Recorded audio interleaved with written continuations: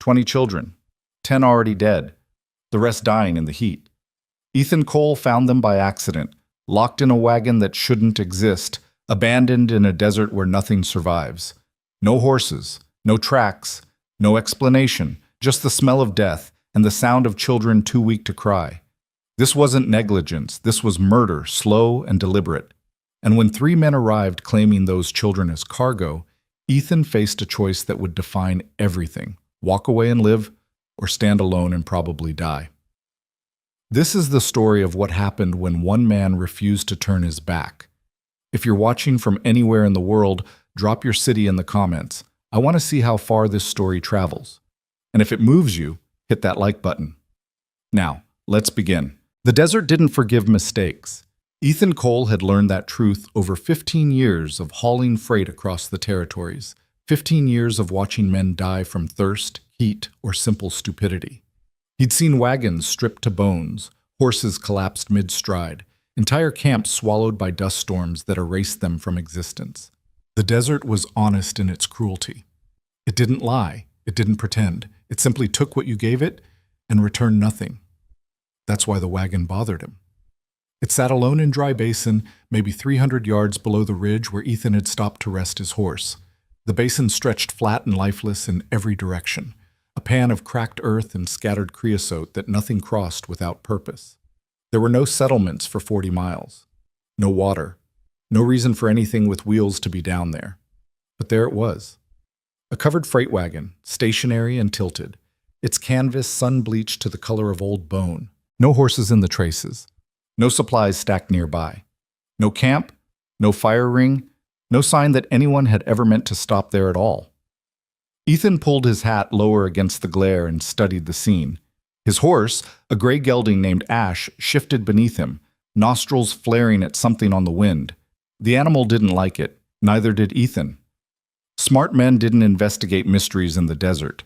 Smart men kept moving. Ethan urged Ash forward anyway. The descent into the basin took 20 minutes, the slope gradual but treacherous with loose shale that clicked and scattered under Ash's hooves. The temperature climbed with every foot of elevation they lost. By the time they reached the basin floor, Ethan's shirt was soaked through, his mouth dry as paper despite the water he'd rationed that morning. The wagon looked worse up close. The rear axle had snapped clean through, dropping the back end into the dirt at an angle that would have made it impossible to move even with a team. The wheels were intact but weathered, spokes bleached gray, iron rims flaking rust. The canvas cover was lashed tight, no gaps, no tears. Whoever had secured it had done so carefully. Too carefully. Ethan dismounted, boots crunching on the hard pan. Ash whinnied softly, ears pinned back. Ethan looped the reins over a wagon spoke and approached the rear gate. The smell hit him first. It came through the canvas, faint but unmistakable. The sweet, rotting thickness of death mixed with something sharper. Urine, sweat, human waste. Ethan's stomach turned. He'd smelled it before, in field hospitals during the war, in towns ravaged by fever. It was the smell of bodies failing, of life leaking away in the heat. He reached for the canvas ties. His hands moved mechanically, fingers loosening the knots even as his mind screamed at him to stop, to mount Ash and ride hard in any direction that led away. The last tie came free. Ethan pulled the canvas aside. Sunlight poured into the wagon bed, and Ethan saw them. Children. 20 of them, maybe more, packed into a space meant for cargo. Small bodies pressed together in the shadows, some sitting, some slumped, some lying motionless on the wooden floor. Their faces were streaked with dirt and dried tears. Their clothes, simple cotton dresses, threadbare shirts, patched trousers, hung loose on frames too thin, too fragile. Some stared at him with hollow eyes that didn't blink. Others didn't move at all. Ethan's breath caught in his chest. "Jesus Christ," he whispered. A girl near the back shifted slightly, her lips cracked and bleeding. She tried to speak, but no sound came out. Her hand lifted an inch off the floor, fingers trembling, then fell still. Ethan's training took over. He climbed into the wagon, knees hitting the boards, and moved toward the nearest child, a boy, maybe 8 years old, curled on his side. Ethan pressed 2 fingers to the boy's neck, searching for a pulse. Nothing. He moved to the next. A girl with blonde hair matted to her skull. No pulse. The next. A boy with a birthmark on his cheek. Gone. The next. The next. The next. 10 children. All dead. Some had been gone for days, their skin waxy and discolored. Others were more recent, still warm to the touch. Ethan's hand shook as he moved through them, checking each one, hoping for something different, finding only stillness. The living ones watched him with expressions that held no hope, no fear, nothing but exhausted acceptance. They'd stopped expecting rescue. They'd stopped expecting anything. Ethan forced himself to breathe. "Who did this?" he said, his voice rough. "Who put you here?" A boy near the front, maybe 10 years old, dark hair, sharp eyes, despite the dehydration, spoke in a voice like dry leaves. "The man," he said. "Families. He said we were going to families." "What man?" The boy's throat worked, trying to swallow. "Tall. Talks like church. Smiles all the time." Another child, a girl with red hair, added weakly, "He locked us in, said it was for safety, said someone would come." "When?" Ethan demanded. "When did he lock you in?" The boy's eyes drifted, unfocused. "Don't know. Long time. Days." Ethan's jaw clenched. Days. Locked in a wagon in the desert in the middle of summer with no water, no food, no ventilation. This wasn't abandonment. This was execution. He backed out of the wagon and dropped to the ground, his legs unsteady. Ash stamped nervously, pulling against the reins. Ethan walked a few steps away, hands on his knees, and fought the urge to vomit. He'd seen terrible things in his life. He'd seen men gutted in battle, seen women and children starve during sieges, seen whole towns erased by disease. But this was different. This was deliberate. Someone had gathered these children, promised them something better, and then sealed them in a coffin on wheels to die slowly under the sun. Ethan straightened, wiping his mouth. His mind raced through options, each one worse than the last. 40 miles to the nearest town, Salvation Ridge, a supply hub north of the basin. With Ash, he could make it in maybe 6 hours if he pushed hard, but that meant leaving the children. The living ones wouldn't last 6 hours. Hell, some of them wouldn't last one. He could stay, try to keep them alive with what little water he had. But he only carried 2 canteens, maybe 3 days' worth for himself. Split among 10 survivors, it would buy them an hour, maybe 2. And then what? They'd all die together, just slower. Or he could try to move them, rig something, use the wagon parts, drag them somehow. But the axle was broken, Ash couldn't pull that weight, and the nearest water source was 20 miles east, a spring that ran dry half the year. Every choice led to death. Ethan walked back to the wagon. The children's eyes followed him, flat and glassy. They knew. They understood the math as well as he did. "Listen to me," Ethan said, keeping his voice steady. "I'm going to help you. I don't know how yet, but I'm not leaving you here." The boy with dark hair blinked slowly. "You should go," he said, "before they come back." "Who's they?" "The men. They come sometimes, check on us." Ethan's blood went cold. When was the last time? The boy's face scrunched, thinking. "Yesterday. Maybe. Hard to tell." Ethan scanned the horizon. Empty in every direction, heat shimmer rising off the basin floor like water. If someone was watching this place, they'd see him from miles away. He was already exposed. No choice now. He was in it. He moved back to Ash and pulled both canteens from the saddle, along with a canvas tarp he used for makeshift shelter. The sun was already vicious, climbing toward noon, and it would only get worse. First priority, shade. Second, water. Third, remove the dead. The thought made him sick, but it had to be done. The bodies would accelerate the deterioration of the living ones, both physically and mentally. Ethan spread the tarp from the wagon's side to the ground, angling it to create a triangle of shadow. It wasn't much, but it was something. Then he climbed back into the wagon. "Can any of you move?" he asked. 3 children shifted, 2 boys and a girl. The rest stayed motionless, either too weak or unconscious. "All right, I'm going to help you out, one at a time. We're going to get you into the shade." He started with the girl, maybe 7 years old, her arm covered in blisters from where the sun had found a gap in the canvas. She weighed almost nothing, bones and skin, and not much else. Ethan carried her out and set her gently on the tarp, then went back for the next. It took 30 minutes to move all 10 living children. By the time he finished, his shirt was drenched, his shoulders screaming, his throat raw from breathing the superheated air. The children lay in the shade, some curled together, others separate, all silent. Ethan opened the first canteen and knelt beside the nearest child, the boy with dark hair. "Small sips," he said, "just enough to wet your mouth." The boy drank like a man dying of thirst, because he was. Ethan had to pull the canteen away after 3 swallows. "Easy, too much, and you'll be sick." He moved down the line, giving each child the same careful ration. The water disappeared faster than he'd hoped. By the time he reached the last one, a tiny girl with black hair and skin so pale it looked translucent, the first canteen was empty. 1 canteen left, maybe 20 swallows total. Ethan capped it and set it aside. Then he turned back to the wagon. The dead had to be moved. He worked in silence, lifting each small body and carrying it away from the wagon, laying them in a row on the hard pan. His mind went blank as he did it, refusing to process what his hands were doing. 10 children, 10 lives that had ended badly, alone, terrified. When it was done, Ethan stood over the row and removed his hat. He wasn't a religious man, hadn't been since the war, but the moment demanded something. "I'm sorry," he said quietly. "I'm sorry I didn't find you sooner." The wind picked up, scattering dust across the bodies. Ethan replaced his hat and walked back to the living. The boy with dark hair was watching him. "You can't save us," he said. "Maybe not," Ethan replied, "but I'm going to try." "Why?" Ethan crouched down, meeting the boy's eyes. "Because someone should have tried before.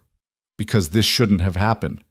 And because if I walk away, I'm no different than the man who locked you in there." The boy's expression didn't change, but something shifted behind his eyes, something small and fragile that might have been hope. "What's your name?" Ethan asked. "Samuel." "All right, Samuel, I need you to tell me everything. Who brought you here? How many men? Where were you before this?" Samuel's voice was faint, but he pushed through. "We were at the orphanage, in Redstone. A man came, said he worked for families out west, said they wanted children. Good homes, real homes. How many of you were there?" 22. 2 got sick before we left. The rest of us, he put us in the wagon, said it was a long trip, but we'd be safe. And then? We rode for days. He stopped sometimes, gave us water, bread. Then we got here and he said we had to wait. Said the families were coming soon. Samuel's jaw tightened. He locked the wagon, left us. Came back once, maybe twice. Didn't open it, just checked the lock and left again. Ethan's hands curled into fists. This man, what did he look like? Tall, thin, always wore black like a preacher, had a nice voice, made you want to trust him. Anyone with him? 2 others. Didn't talk much, just watched us. 3 men, armed probably. And if they'd been checking the wagon, they'd be back. Ethan stood, scanning the basin again. Still empty. But that wouldn't last. He had maybe hours before someone showed up. Hours to figure out a plan that didn't exist. The sun climbed higher, pressing down like a hammer. The children lay in the shade, breathing shallow, their bodies starting to shut down. Ethan rationed out another round of water, smaller sips this time, stretching what remained in the second canteen. A girl with red hair, one of the ones who'd spoken earlier, tugged weakly at his sleeve. Are we going to die? Ethan looked at her, this child who'd been lied to, betrayed, left to rot in the heat. He wanted to tell her no. He wanted to promise she'd be fine. But he'd never lied to make someone feel better, and he wasn't going to start now. I don't know, he said. But I'm going to do everything I can to make sure you don't. She nodded slowly, accepting the honesty, and closed her eyes. Ethan stood and walked to the edge of the shade, staring out at the empty basin. 40 miles to Salvation Ridge. No horse could carry 10 children. No man could walk them that far. Not in this heat. Not in their condition. He was trapped. They were all trapped. And somewhere out there, the men who'd done this were coming back. Ethan checked his revolver, a Colt .45 he'd carried since the war. 6 rounds. He had a rifle in his saddle, a Winchester with maybe 10 more in the stock. 16 bullets against 3 men, maybe more. Not great odds, but he'd survived worse. The afternoon dragged on, the heat reaching brutal levels that turned the air thick and hard to breathe. Ethan kept the children hydrated as best he could, used his own shirt to wipe the sweat from their faces, whispered reassurances he didn't believe himself. One of the younger boys, maybe 6, with a mop of brown hair, stopped breathing around 3 o'clock. Ethan tried to revive him, pressing on his chest, breathing into his mouth, but it was too late. The boy's body had simply given out. Ethan carried him to the row of dead and added him to the line. 11 now. 9 left. As the sun began its slow descent toward the western horizon, Ash suddenly lifted his head, ears pricked forward. Ethan turned, hand moving instinctively to his revolver. Riders, 3 of them, coming from the north, still distant but closing fast. They moved with purpose, not the wandering pace of travelers. They knew exactly where they were going. Ethan's pulse quickened. He moved to the children. "Stay quiet," he said. "Don't say anything unless I tell you to." Samuel met his eyes. "They're going to kill you." "Maybe," Ethan said. "Or maybe I kill them first." He positioned himself between the wagon and the approaching riders, hand resting on his revolver, watching as the 3 figures took shape through the heat shimmer. The lead rider was tall and thin, dressed in black despite the heat, exactly as Samuel had described. He sat his horse like a man completely at ease, a slight smile on his face as he reined in 30 feet from Ethan. The other 2 flanked him, hard men with sun-scorched faces and rifles resting across their saddles. The man in black tipped his hat. "Good afternoon, friend," he said, his voice smooth and warm, like a preacher addressing his congregation. "Didn't expect to find anyone out here." Ethan didn't move. "Funny. I could say the same." The man's smile widened. "Name's Silas Mercer. These are my associates, Mr. Dalton and Mr. Pike. We're here on church business, transporting unfortunate souls to new homes." His eyes flicked to the children in the shade. "I see you've found our charges." "Your charges," Ethan repeated flatly. "That's right, orphans from Redstone. We're delivering them to families up north." Mercer gestured to the wagon. "Had some trouble with the axle, as you can see. Been waiting for a replacement." "In a locked wagon, in the middle of the desert, with no water." Mercer's expression didn't change. "A necessary precaution, I'm afraid. Children can be unpredictable. Wander off, get lost. Safer to keep them secure until we're ready to move." Ethan's jaw tightened. 11 of them are dead. "A tragedy," Mercer said, shaking his head sadly. "The heat, you understand. We did what we could, but the Lord works in mysterious ways. The Lord didn't lock them in that wagon. You did." The 2 men flanking Mercer shifted, hands moving closer to their weapons. Mercer raised a hand, stopping them. "I can see you're upset," Mercer said calmly, "and I appreciate your concern for these children. Truly, I do. But this is a private matter, contracted and paid for. I'm going to have to ask you to step aside and let us handle things from here." "No." Mercer's smile faded slightly. "I'm sorry? I said no." Ethan's voice was flat, final. "These children aren't cargo. They're not going anywhere with you." "Friend, I don't think you understand this situation." "I understand fine," Ethan interrupted. "You're running some kind of operation, selling kids or worse. You left them here to die because it was easier than dealing with them. And now I'm standing in your way." Mercer's eyes hardened, the preacher facade cracking. "That's a dangerous position to take." "I've been in worse." Silence stretched across the basin, broken only by the wind and the labored breathing of the children. The 2 men with Mercer watched Ethan with the flat, calculating stares of men who'd killed before and would again without hesitation. Mercer leaned forward in his saddle. "Let me be clear," he said, his voice losing its warmth. "Those children are property. Legal property, signed over by the orphanage to my organization. You're interfering with a legitimate transaction." "There's nothing legitimate about leaving kids to die in a locked wagon." "Your interpretation," Mercer said. The law might see it differently, especially when I explain how a drifter attacked us while we were conducting our business. That the story you're going with? It's the story that'll be believed. Mercer straightened. Now, you seem like a practical man, so I'm going to make you an offer. You ride out of here, forget what you saw, and we forget you were ever here. Walk away. Live to see another day. Ethan's hand remained on his revolver. And if I don't? Mercer's smile returned, cold and empty. Then Mr. Dalton and Mr. Pike will put you in the ground next to those children, and no one will ever know you existed. Behind Ethan, one of the children whimpered. Samuel's voice, barely audible. Please don't. Ethan didn't turn around. He kept his eyes locked on Mercer, reading the man's body language, the subtle tells that would come before violence.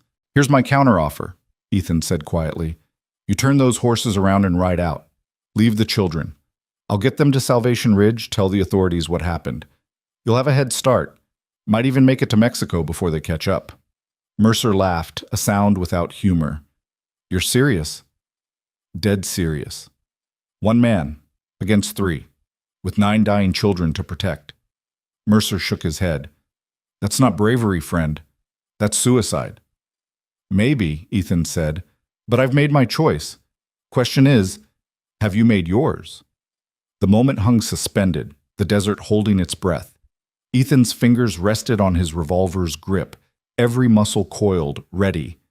Mercer's eyes calculated, weighing options, measuring risk. Then something changed in Mercer's expression, a hardness settling in, a decision made. Mr. Dalton, Mercer said softly.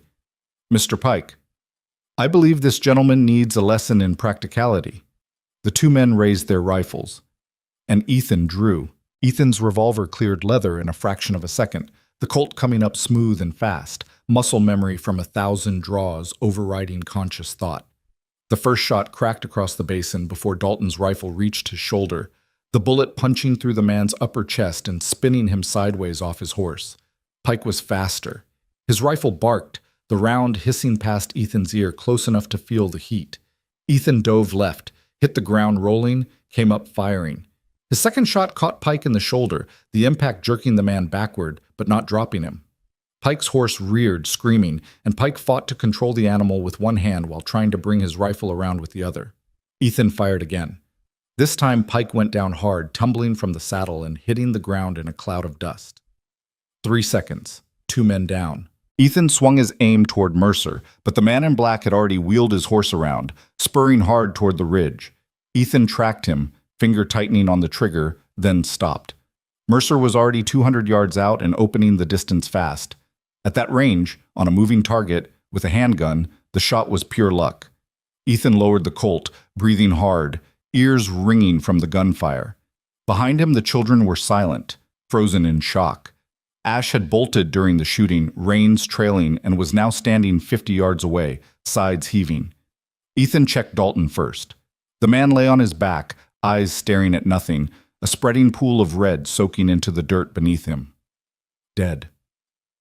Pike was still breathing, clutching his shoulder, blood seeping between his fingers. The rifle shot had shattered his collarbone. He'd live, but he wasn't going anywhere. Ethan kicked Pike's rifle away, then moved to collect the other weapons. 2 Winchesters, a shotgun from Dalton's saddle, and a revolver from each man.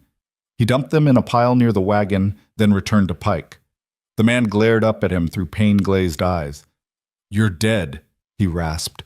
Mercer will come back. He'll bring others. You're dead. Maybe, Ethan said, but right now you're the one bleeding. He pulled Pike to a sitting position against the wagon wheel, drawing a grunt of pain from the man. Pike's shoulder was a mess, bone fragments visible through the torn flesh. Ethan had seen worse wounds, but not many that didn't kill eventually from infection. Where were you taking them? Ethan asked. Pike spat blood. Go to hell. Ethan crouched down, meeting the man's eyes. You're going to bleed out in a few hours if that wound isn't treated. I can help you, or I can leave you here to die slow. Your choice. Where were you taking the children? Pike's face twisted with pain and calculation. Finally, he spoke. Rail station. 3 days west. Man named Culligan runs it. He pays for orphans. $50 a head. Pays for what? Whatever he wants. Labor. Worse things. Pike's mouth twisted into something like a smile. You think you saved them? You just delayed it. There's always another buyer. Always another deal. Ethan's jaw clenched. How many times have you done this? Enough. Orphanages are full of kids nobody wants. Easy pickings. Mercer talks pretty, signs papers, and we haul them out. Clean, legal, profitable. Nothing about this is legal. Pike laughed, a wet, painful sound. Legal's whatever the law says it is. And out here, there ain't no law, just money and guns. And you're on the wrong side of both. Ethan stood, looking down at the wounded man. Pike was probably right about Mercer coming back. The man had run, but he wouldn't run far. Not with money on the line and witnesses to eliminate. Ethan had maybe hours, possibly less, before this situation got worse. He walked back to the children. They stared at him with wide eyes, some frightened, some awed, all confused. Samuel was the only one who looked unsurprised. Is he dead? Samuel asked, nodding toward Dalton. Yes. Good. The word was delivered without emotion, just a simple statement of fact. Ethan knelt beside the boy. Listen to me. That man who rode away? He's going to come back, probably with more men. We can't be here when that happens. We can't walk, Samuel said. Most of us can barely sit up. I know. Ethan's mind raced through options, discarding each one as fast as it formed. The horses, Dalton's and Pike's mounts had bolted during the gunfight, disappeared somewhere into the basin. That left Ash, who could carry maybe 2 children if pushed. The wagon was useless with the broken axle. Walking was suicide. Unless... Ethan stood and moved to the wagon, examining it more carefully. The rear axle was snapped, but the front was intact. The wheels still turned. If he could separate the front section from the back, reduce the weight, maybe fashion some kind of sledge or travois. He pulled his knife and started cutting away the canvas, exposing the wagon's frame. The bed was constructed in 2 sections, bolted together at the middle. With the right leverage, he could potentially remove the rear half entirely, leaving just the front section attached to the wheels and tongue. It would be lighter. Not light, but lighter. Ethan worked fast, using tools from Dalton's saddlebags. A wrench, a pry bar, a hammer. The bolts were rusted and stubborn, fighting him every turn, but he forced them loose one by one. Sweat poured down his face, his hands cramping, his back screaming, but he kept going. Samuel watched him work. What are you building? Something to pull you, Ethan grunted, leveraging the pry bar against a particularly stubborn bolt. Can't carry everyone, can't leave you, so we improvise. Improvise means guess, right? Pretty much. That's not encouraging. Ethan almost smiled. The kid had spirit, even half dead from dehydration. You got a better idea, I'm listening. Samuel was quiet for a moment. Then, the man, Mercer. He talked about a relay station, said it was on the way to the rail stop, maybe 20 miles south. Ethan paused, considering. A relay station meant water, possibly supplies, maybe even people. 20 miles was better than 40. Still impossible with dying children, but less impossible. You remember anything else about it? Just that it was near something called Broken Mesa. He pointed when he said it. South. Ethan oriented himself, trying to recall the landscape from his mental map of the territory. Broken Mesa was a rock formation, distinctive, visible for miles. He'd passed it once, years ago, hauling supplies to a mining camp. If there was a relay station there, it would be small, probably just a water stop for stages. But it would have what they needed.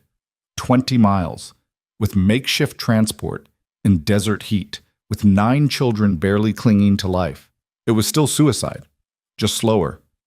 The last bolt came free, and Ethan pried the rear section of the wagon away from the front. The whole back half, frame, wheels, broken axle, separated and crashed to the ground, raising a cloud of dust.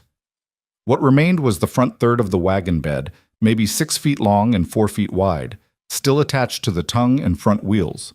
Ethan dragged it away from the wreckage and examined his work. It was crude, unbalanced, but it would roll. He could harness Ash to the tongue, load the children onto the bed, and pull them. Slow, brutal work for the horse, but possible. He spent the next hour reinforcing the bed with canvas and rope, creating a padded surface that wouldn't shake the children to pieces. He salvaged what he could from the rest of the wagon: extra rope, a tarp, a few tools. Then he caught Ash and brought the reluctant horse back, rigging a harness from leather straps and rope. The sun was dropping toward the horizon by the time he finished, the temperature finally starting to break. Ethan moved the children one by one onto the makeshift sledge, arranging them as carefully as possible. 9 bodies, some conscious, some not, all too light, too fragile. The girl with red hair, her name was Emma, he'd learned, looked up at him with fever-bright eyes. "Are we really leaving?" "We're really leaving," Ethan confirmed. "What about him?" She nodded toward Pike, still slumped against the wagon wheel, pale and sweating. Ethan walked over to the wounded man. Pike's breathing had turned shallow, his eyes glassy. The blood loss was catching up to him. "I'm leaving you water," Ethan said, setting one of the captured canteens beside Pike. "And a gun." He placed Pike's revolver within reach. "You want to wait for Mercer? That's your business. You want to end it yourself? That's also your business. But I'm not taking you with us." Pike's lips moved, forming words that barely made sound. "You won't make it." "Probably not," Ethan agreed. "But I'm going to try." He turned away, ignoring whatever Pike said next, and moved back to the sledge. Samuel was watching him with an expression that was hard to read. "You gave him a gun," Samuel said. "I did." "He could shoot you." "He could try." Ethan checked the sledge one more time, making sure the children were secure. "But I don't think he will. Man like that, he's done. He knows it." "How do you know?" "Because I've seen that look before. In the war. In men who'd taken a wound they couldn't come back from. They get a kind of peace about it. Acceptance." Ethan glanced back at Pike. "He's just waiting now." Samuel absorbed this in silence. Then, "You were in the war?" "I was." "Which side?" Ethan met the boy's eyes. "Does it matter?" "No," Samuel said after a moment. "I guess it doesn't." Ethan gathered the reins and started to lead Ash forward. The sledge jerked, wheels catching in the hardpan, then rolled forward with a grinding sound that made Ethan wince. Ash pulled gamely, the horse's muscles bunching under the load, but the animal was already tired, already worked. This was going to be brutal. They moved south, following the direction Samuel had indicated, leaving the wreckage of the wagon behind. Ethan walked beside Ash, one hand on the reins, constantly watching the children for signs of distress. Every 50 yards he stopped to check on them, to adjust someone who'd shifted, to give tiny sips of water. The water situation was desperate. Between what he'd started with and what he'd taken from Dalton and Pike, he had maybe 4 canteens total. Rationed carefully, that might last 2 days. But 20 miles across open desert would take longer than 2 days, especially with stops, with the weight, with the heat. They'd have to find water. Had to. The sun touched the western horizon, bleeding red across the sky. The temperature dropped slowly, mercifully, though the ground still radiated heat like a cook stove. Ethan kept them moving, knowing that stopping meant stiffening up, meant giving doubt time to take root. Darkness came fast in the desert. One moment there was light, the next there were just stars and the pale glow of a rising moon.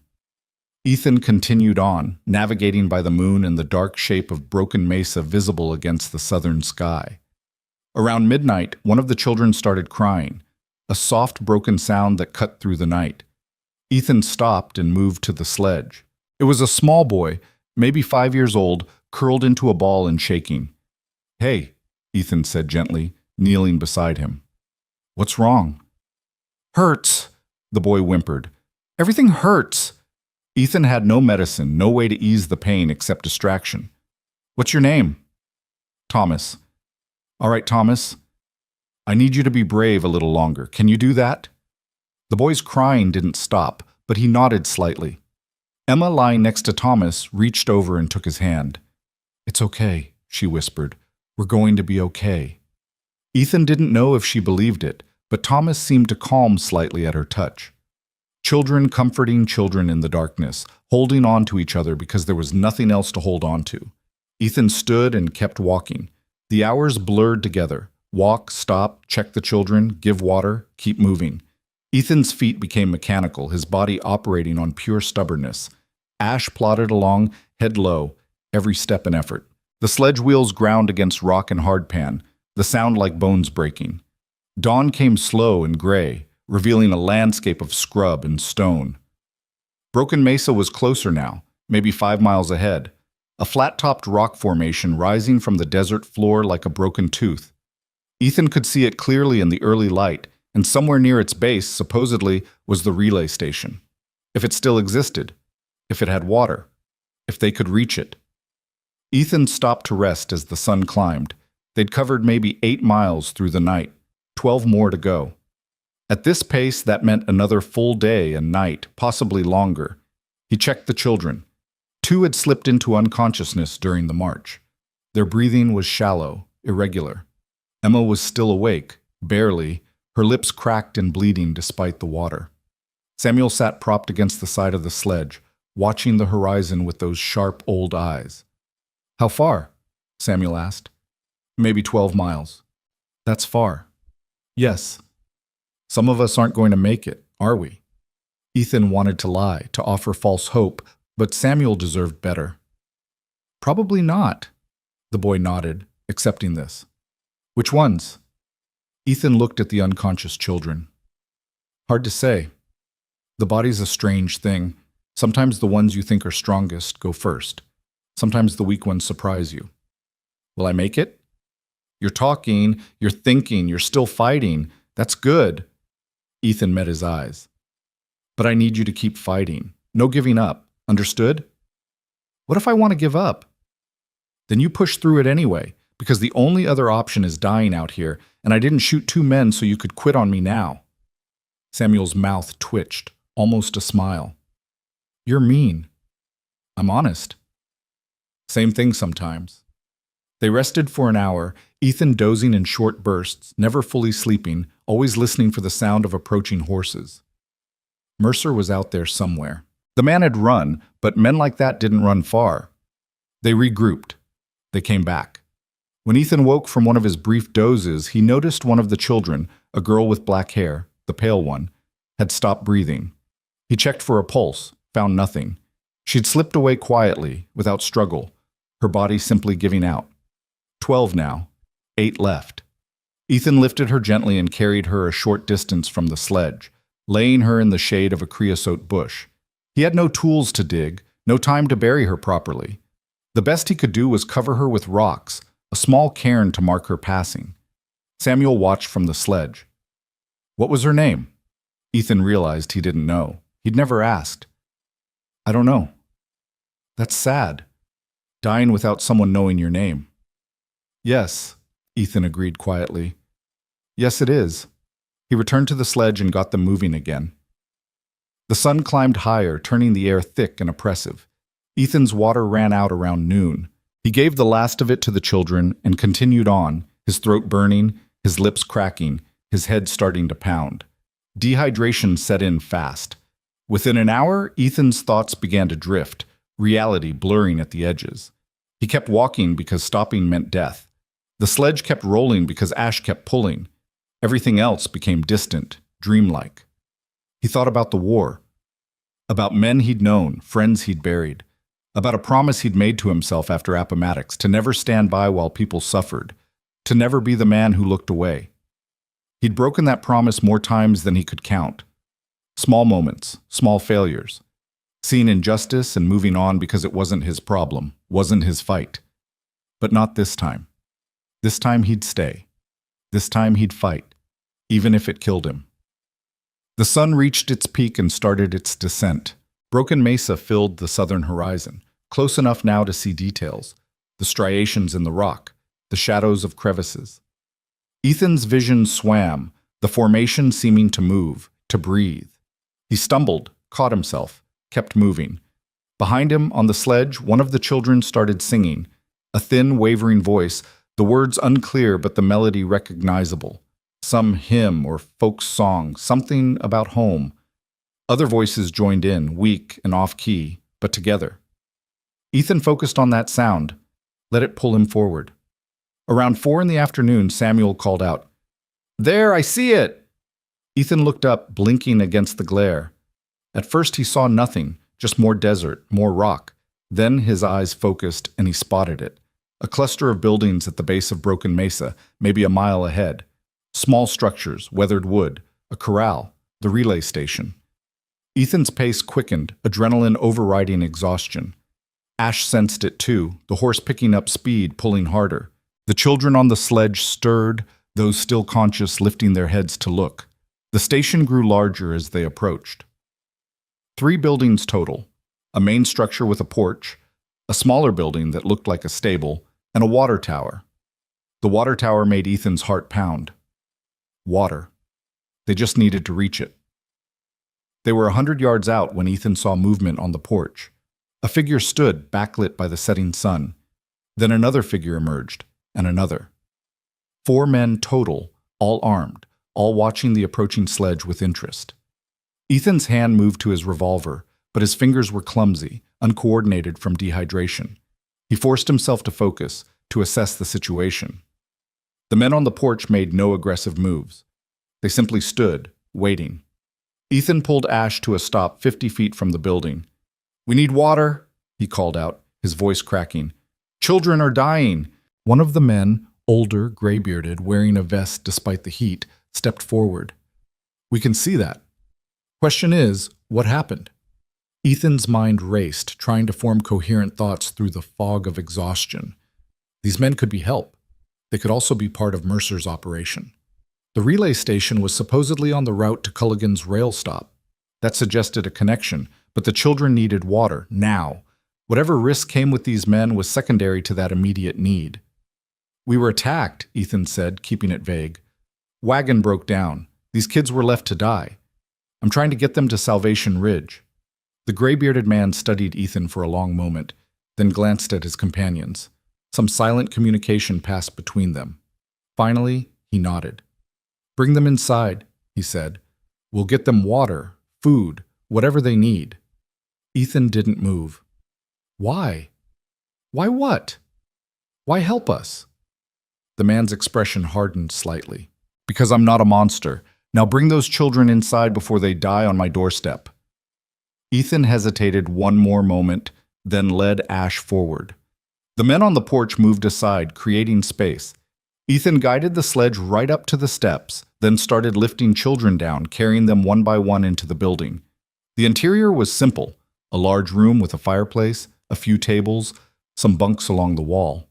It was blessedly cool compared to outside, the thick walls keeping out the worst of the heat. The gray-bearded man directed Ethan to lay the children on the bunks, while one of the other men pumped water from a hand pump in the corner. Water flowed into a bucket, clear and cold. Ethan grabbed a ladle and brought it to the nearest child's lips, supporting her head as she drank. The water spilled down her chin, but some made it into her mouth. She swallowed, coughed, swallowed again. Ethan moved to the next child, then the next, giving each one water with shaking hands. The gray-bearded man helped, moving efficiently, checking pulses, assessing conditions with practiced ease. "You a doctor?" Ethan asked. "Was, long time ago, field surgeon in the war. These days I just run this station." He looked up from examining Emma. "Name's Garrett Hayes. This is my place." "Ethan Cole." Hayes nodded, then returned his attention to Emma. Her breathing had improved with the water, her eyes focusing better. "She'll make it," Hayes said. "Most of them will now that they've got water. But they need rest, food, proper care." "2 of them are unconscious," Ethan said, gesturing to the bunks where the unresponsive children lay. Hayes moved to check them, his expression grave. He spent several minutes working, checking vitals, trying to rouse them. Finally, he stood and shook his head. "One's gone already, the other—" He trailed off. "Maybe an hour, maybe less. Body's too far gone." Ethan closed his eyes, grief and exhaustion washing over him. 13. 7 left. He'd brought them this far, and still they were dying. "You did what you could," Hayes said quietly. "More than most would have, but you can't save everyone." "Doesn't make it hurt less." "No, it doesn't." Hayes gave instructions to his men. Bring food, blankets, anything to make the children comfortable. They moved quickly, efficiently, and Ethan realized these were good men. Whatever connection this station had to Mercer's operation, these men weren't part of it. Ethan collapsed into a chair, his body finally giving out now that the immediate crisis had passed. Hayes brought him water, and Ethan drank it down in great gulps, feeling the liquid work through his system like medicine. "Now," Hayes said, settling into a chair across from Ethan, "you want to tell me what really happened?" Ethan met his eyes. "How much do you know about a man named Silas Mercer?" Hayes's expression darkened. "Enough. He's used this station as a waypoint. Brings orphans through, says he's transporting them to families. I never liked it, never trusted him, but he had papers, contracts, everything looked legal. It's not legal. He's selling them. Rail station 3 days west to a man named Culligan." Hayes's jaw tightened. "I suspected as much, but suspecting and knowing are different things." He leaned forward. "What happened?" Ethan told him everything. Finding the wagon, the dead children, the confrontation with Mercer. Hayes listened without interrupting, his face growing darker with each detail. When Ethan finished, Hayes sat back, processing. "You killed Dalton?" "Yes." "And Pike?" "Left him wounded, maybe dead by now." "And Mercer ran?" "Yes." Hayes was quiet for a moment, then, "He'll come back. Men like Mercer don't leave loose ends, and you're a loose end, big one." "I know." "These children are loose ends too." "I know that too." Hayes stood and walked to the window, looking out at the desert bathed in orange sunset light. "How many men you think he'll bring?" "As many as he can gather. 5, maybe 10. We've got 4 here, counting you, not great odds." "I'm not asking you to fight," Ethan said. "This isn't your battle." Hayes turned, meeting his eyes. "Those children are in my station. That makes it my battle." He gestured to his men. "They feel the same. We've all got reasons to hate men like Mercer, men who prey on the weak." One of Hayes's men, a younger fellow with a scar across his cheek, spoke up. "I was an orphan once, lived through things no kid should. If Mercer's doing what you say, I want him stopped." The others nodded agreement. Ethan felt something loosen in his chest. He wasn't alone. For the first time since finding that wagon, he wasn't alone. "All right," Hayes said, his voice taking on a military precision. "If we're doing this, we do it smart. Mercer knows this station, knows the layout. We need to use that against him." They spent the next hour planning, preparing. Hayes's men checked weapons, reinforced the doors and windows, positioned supplies. The station became a fortress, crude but defensible. As night fell, Samuel found Ethan sitting on the porch, watching the darkness. The boy sat down beside him, quiet for a long moment. "Thank you," Samuel finally said. Ethan glanced at him. "For what?" "For not leaving us. For killing those men. For caring. Someone should have cared before it got this far." "But they didn't. You did." Samuel's voice was steady, mature beyond his years. "That matters." Ethan didn't know how to respond to that, so he just nodded. They sat together in silence, watching the stars emerge. Somewhere out there, Mercer was gathering men, preparing to come back. Somewhere out there, death was riding toward them.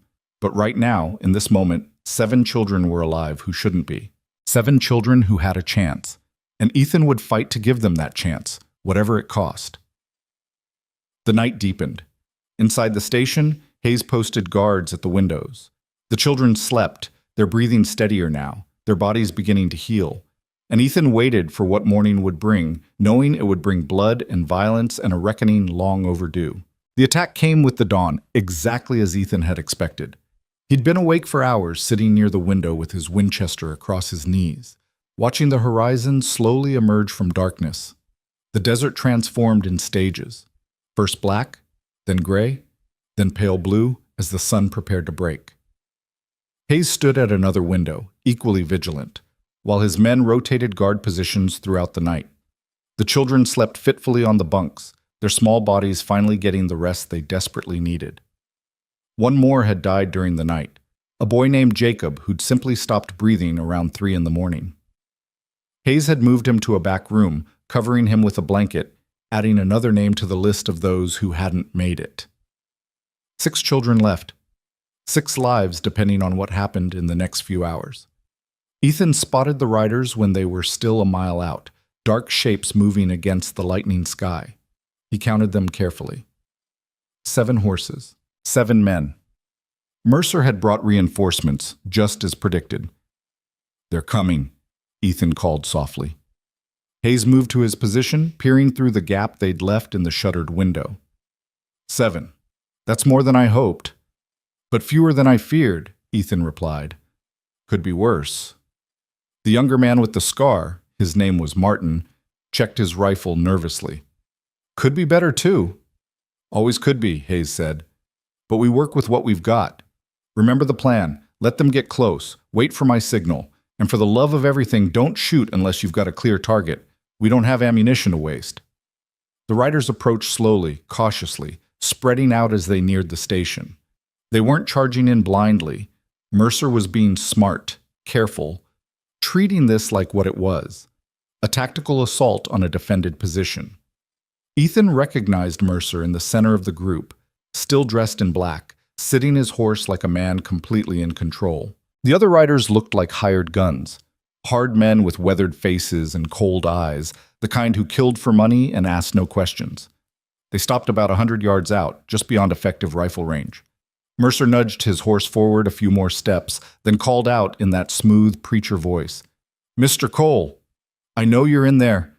I can see your horse in the corral, and I know Mr. Hayes is with you. I recognize his men's mounts as well." Hayes muttered a curse. "Observant bastard." Mercer continued, "I'm prepared to make this simple. Send out the children and we'll leave peacefully. No one else needs to die. You've made your point, shown your courage. Now let's all be reasonable adults about this." Ethan stayed silent, letting Mercer talk. "Come now," Mercer called after a pause. "Surely you realize your position is untenable.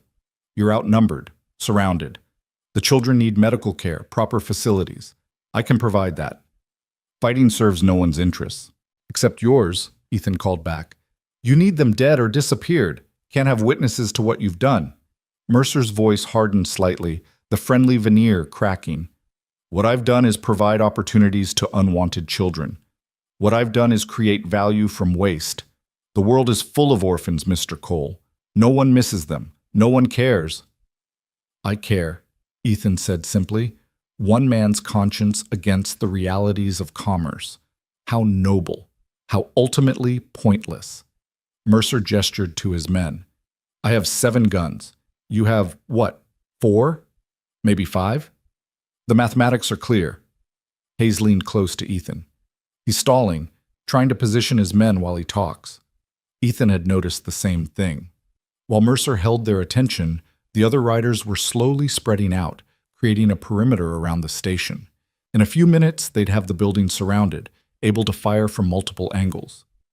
"We need to break this up," Ethan said, "before they get set." Hayes nodded. "On your word." Ethan raised his voice. "Mercer, you want these children? Come take them. But you'll have to go through us first." Mercer's smile was visible even at this distance. "If you insist." He raised his hand, preparing to signal the attack. Ethan fired first. The Winchester cracked, the bullet kicking up dust 2 feet in front of Mercer's horse. The animal reared, nearly throwing Mercer, and the other horses scattered in panic. The neat perimeter collapsed into chaos as riders fought to control their mounts.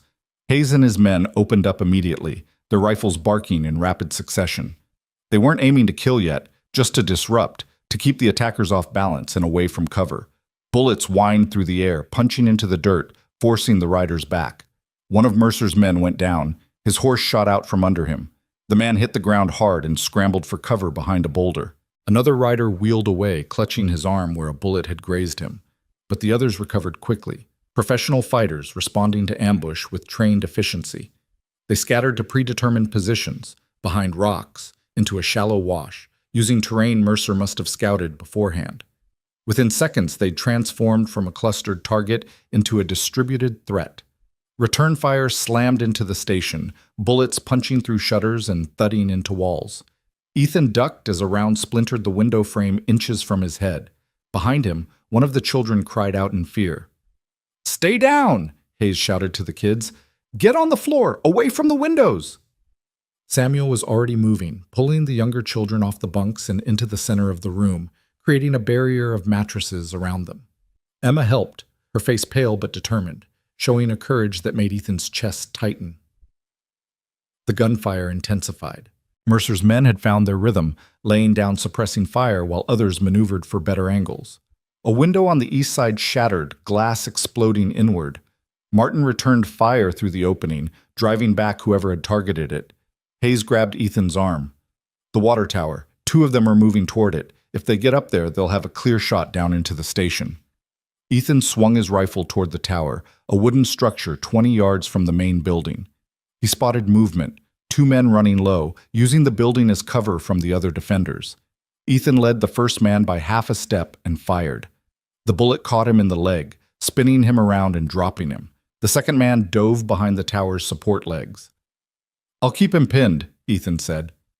"You watch the other approaches." For the next 20 minutes, the battle settled into a grinding stalemate. Mercer's men couldn't advance without exposing themselves to the defenders' fire. But the defenders couldn't leave the station without being cut down. Both sides traded shots, probing for weaknesses, trying to force a mistake. Ammunition became the first concern. Ethan had started with maybe 50 rounds total between his revolver and rifle. He'd already burned through half of that. Hayes and his men weren't much better off. At this rate, they'd be shooting rocks within the hour. "We need to change the equation," Hayes said during a brief lull. "Force them to commit or withdraw." "How?" Martin asked, reloading his rifle with shaking hands. "We're stuck in here." Ethan's mind raced through options. They needed something unexpected, something that would break Mercer's tactical advantage. His eyes fell on the stable, a separate building connected to the main station by a covered walkway. Inside were supplies, tools, hay for the horses, and lamp oil. "Hayes," Ethan said slowly, "how much oil you got stored in the stable?" Hayes followed his gaze, understanding dawning. 3 barrels. For the lamps and... oh. A grim smile crossed his face. That could work. "What could work?" Martin asked. "Fire," Ethan said. "If we can get oil to their positions, light it up, we force them to move. Out in the open, we've got better odds." "That's insane," Martin protested. "The wind could blow it back on us. Could burn the whole station." "Could," Hayes agreed.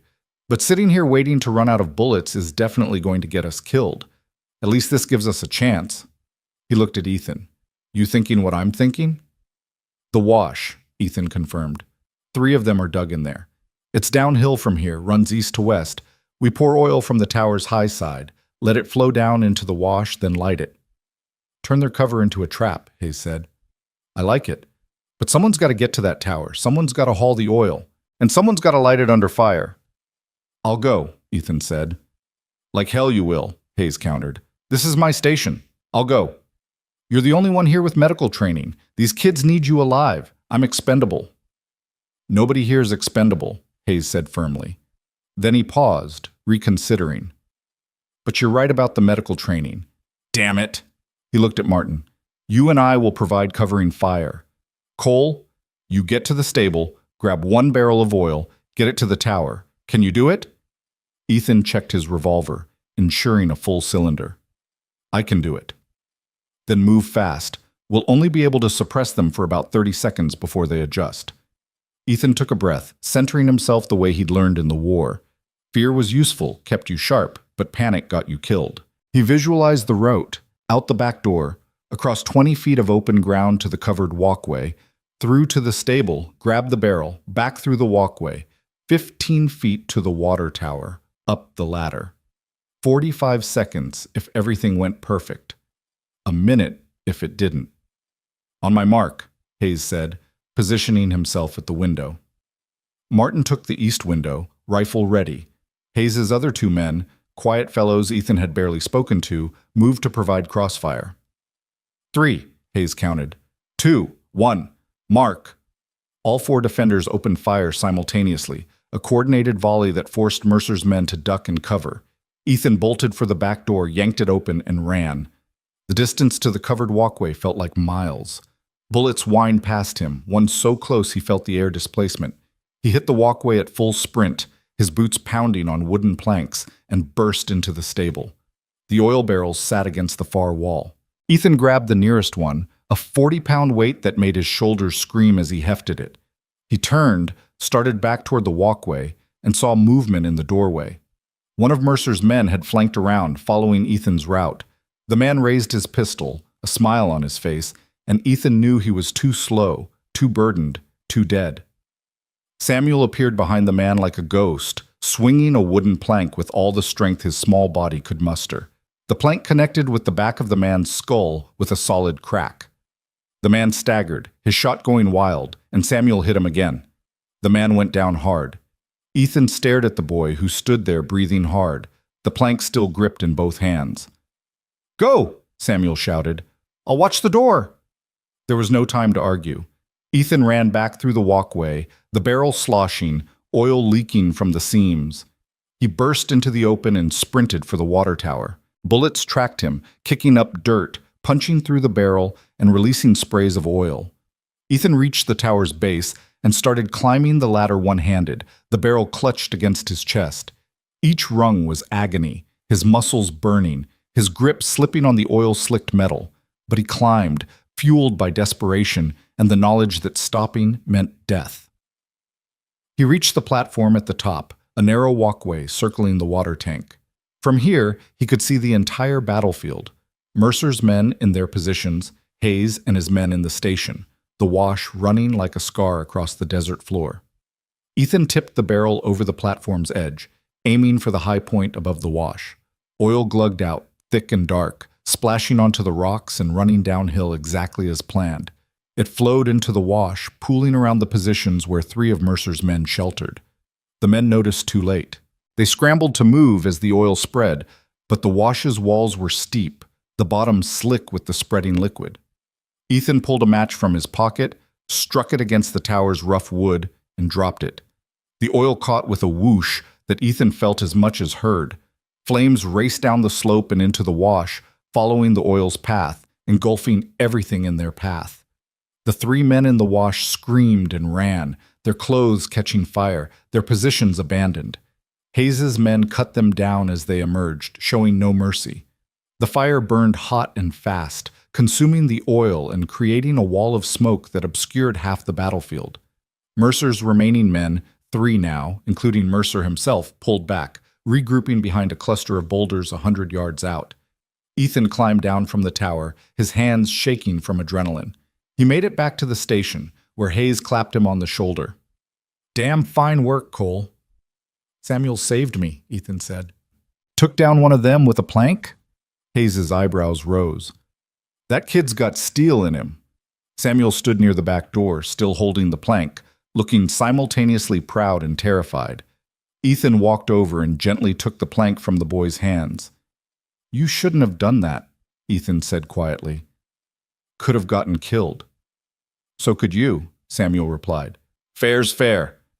Ethan couldn't argue with that logic. Outside, the gunfire had stopped. The wash still burned, smoke rising in a black column visible for miles. 3 of Mercer's men were dead or dying. 1 was wounded at the base of the tower. That left 3, Mercer and 2 others. Hayes studied the remaining positions through his rifle's sights. "They're pinned, can't advance through the fire, can't flank without crossing open ground. Mercer's got to be calculating his options." "He'll try to negotiate," Ethan predicted. "Offer a deal, buy time while he figures out his next move." As if on cue, Mercer's voice carried across the battlefield. "Mr. Cole, Mr. Hayes, I believe we've reached an impasse. Perhaps we should discuss terms." "Nothing to discuss," Hayes shouted back. "Throw down your weapons and surrender. That's the only term we're offering." Mercer's laugh was bitter. "You know I can't do that. The children have seen too much. They can identify me, testify against me. I can't let them leave here." "Then you're going to die here," Ethan said, "because we're not giving them up." A long silence followed. Ethan could almost hear Mercer thinking, weighing his dwindling options.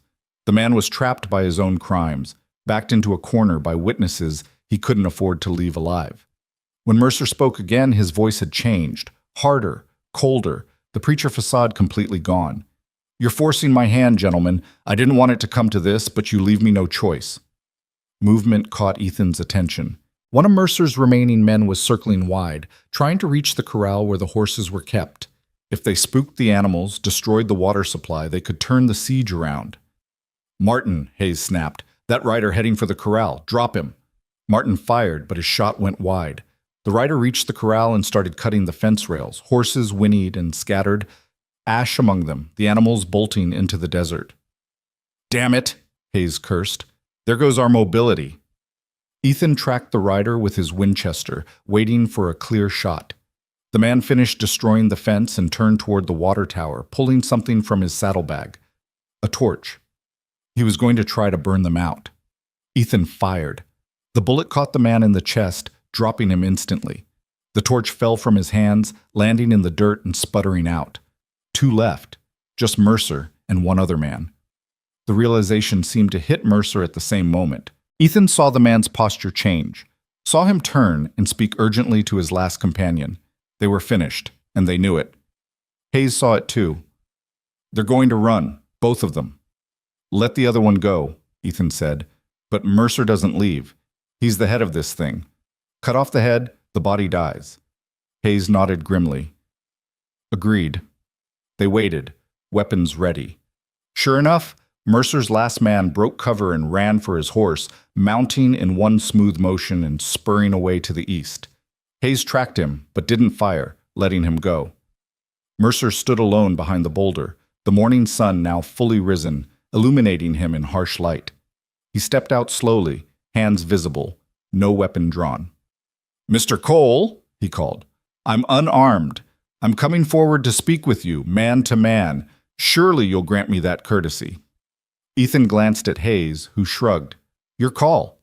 Ethan stepped out of the station onto the porch, rifle lowered but ready. "Stop there," he said, when Mercer had closed half the distance. "That's close enough."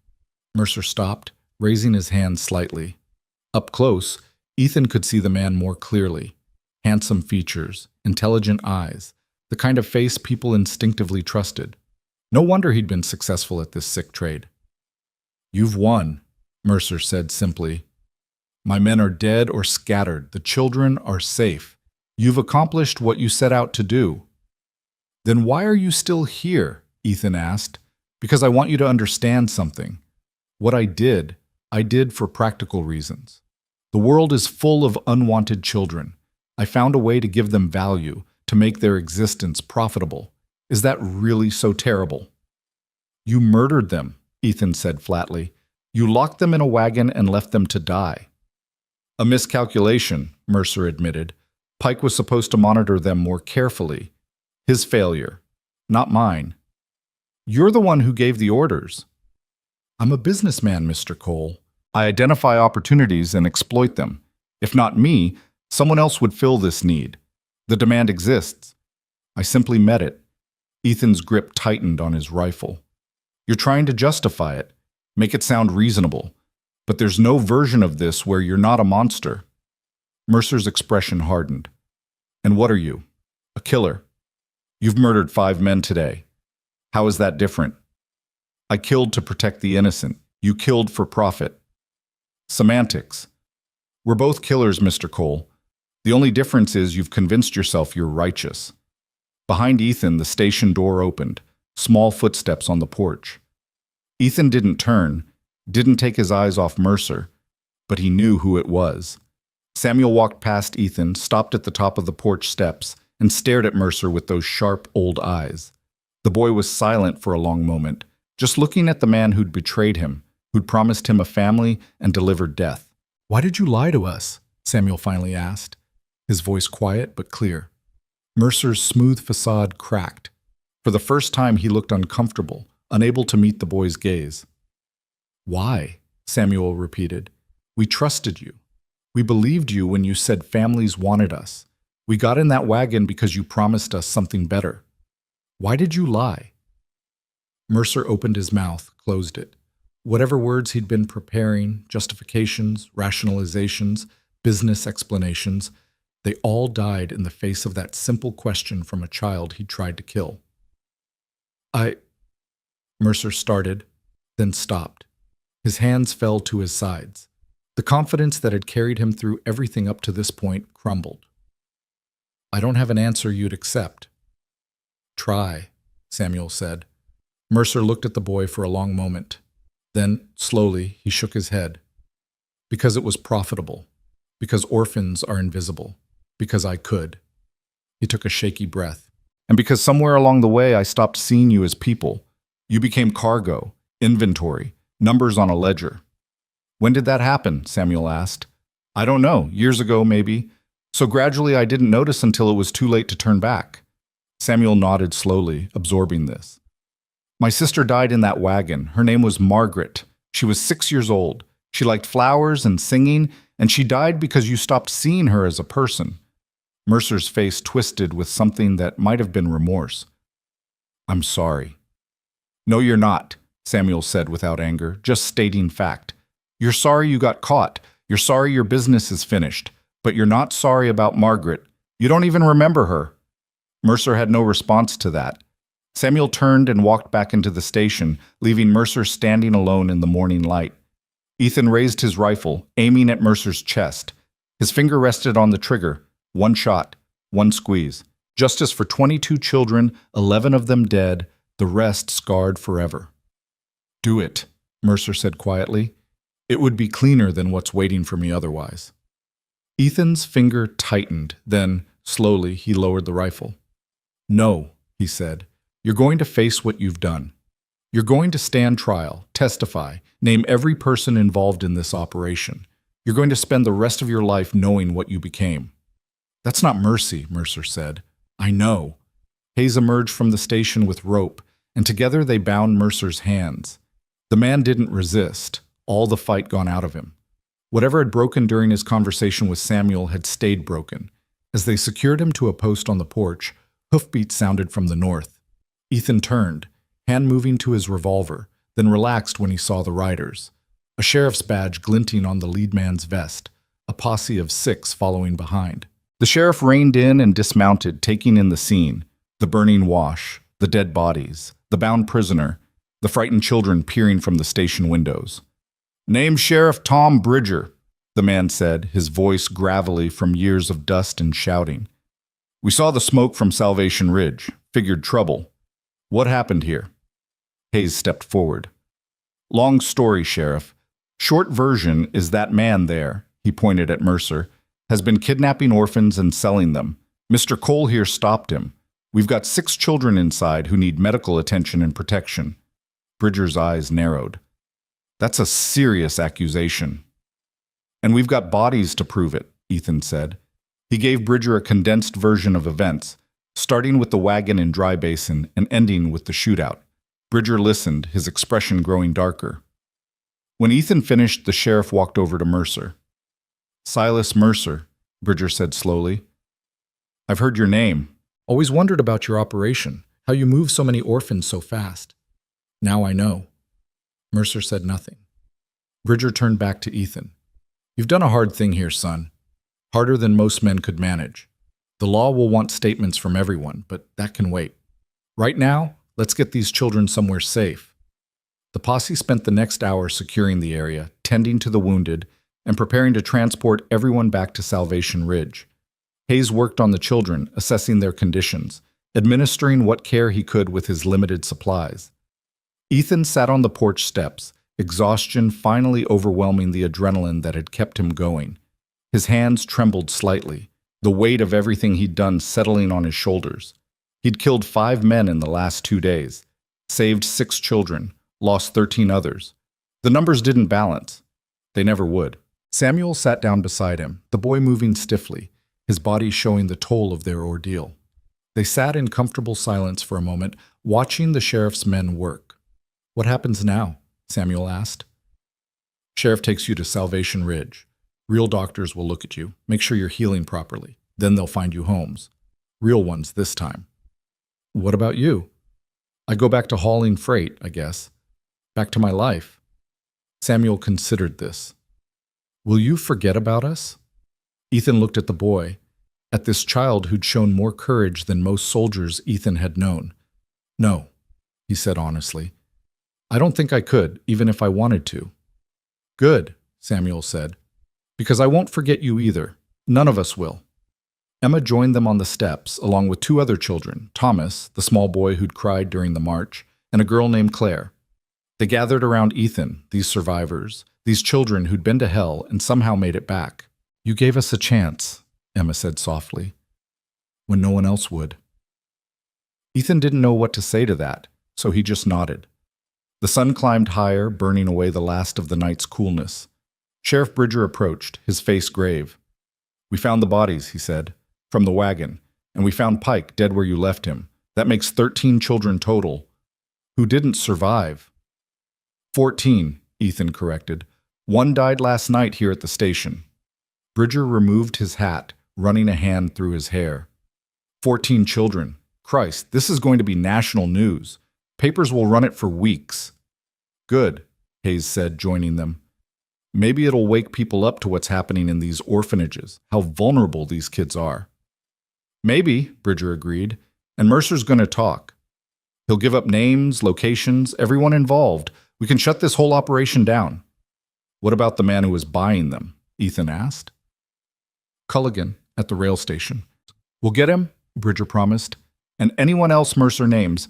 This ends now. As they prepared to leave, Ethan walked over to where Mercer sat, still bound to the post. The man looked smaller somehow, diminished.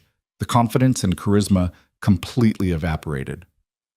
Those children in there, Ethan said quietly, they're going to live full lives. They're going to grow up, have families of their own, tell their children and grandchildren about what happened. And your name will be remembered as the monster in their story, the man they survived. That's your legacy now.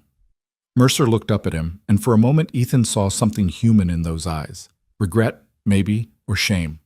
But it was gone quickly, replaced by empty resignation. I know, Mercer said. Ethan turned away and didn't look back. The journey to Salvation Ridge took the rest of the day.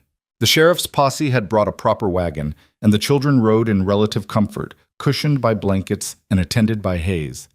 Ethan rode alongside on a horse Bridger had provided, his body aching from wounds he hadn't even noticed acquiring during the fight. They reached Salvation Ridge as the sun set, the town's lights appearing like stars against the darkening desert. The whole population seemed to turn out, drawn by news of the shootout and the rescued children. A doctor took charge immediately, ushering the kids into his office, while the town's women brought food, water, and concerned questions.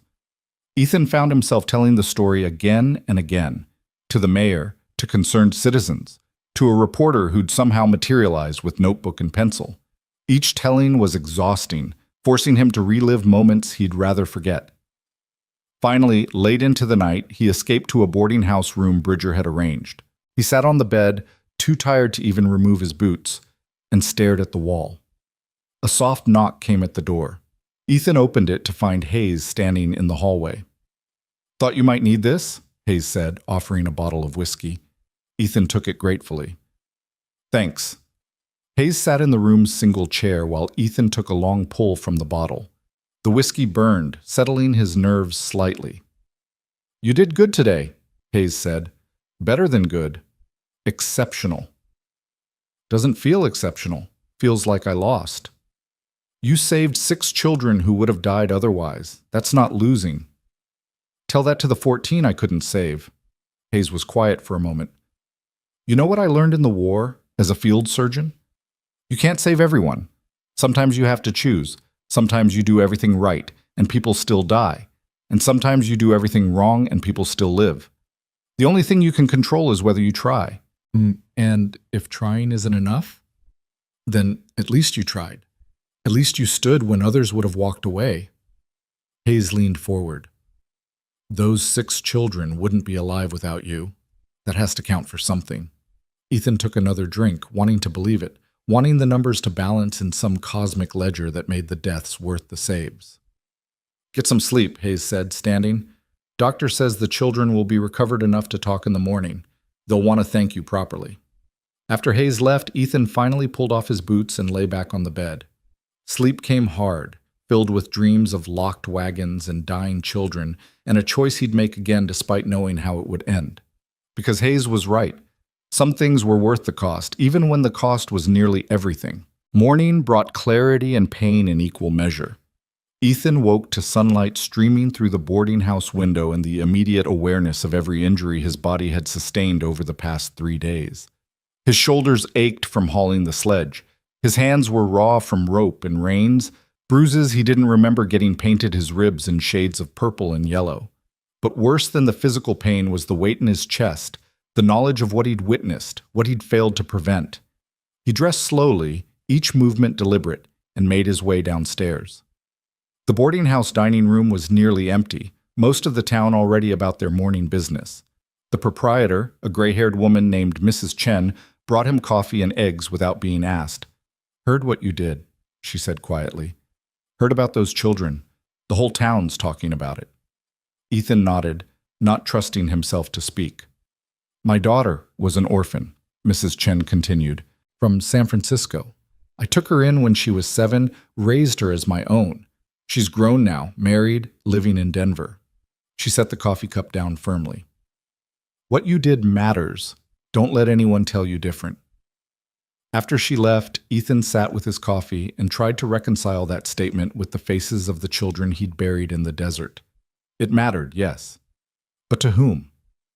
Not to the 14 who'd died. Not to their families, if they had any. The mathematics of salvation were cruel. 6 saved against 14 lost. And somehow, he was supposed to feel good about those numbers. Sheriff Bridger found him there an hour later, looking like he hadn't slept much himself. "Doctor says the children are awake and asking for you," Bridger said, dropping into the chair across from Ethan. "Thought you'd want to know." "How are they?" "Recovering, physically anyway. Mentally." Bridger shook his head. "That's going to take time. Maybe a lifetime. But they're alive to have that time, which is more than they had 2 days ago." They walked together to the doctor's office, a neat building on the edge of town with a painted sign reading Dr. William Foster, physician. Inside, the smell of carbolic acid and laudanum hung in the air, mixing with the morning sunshine that poured through tall windows.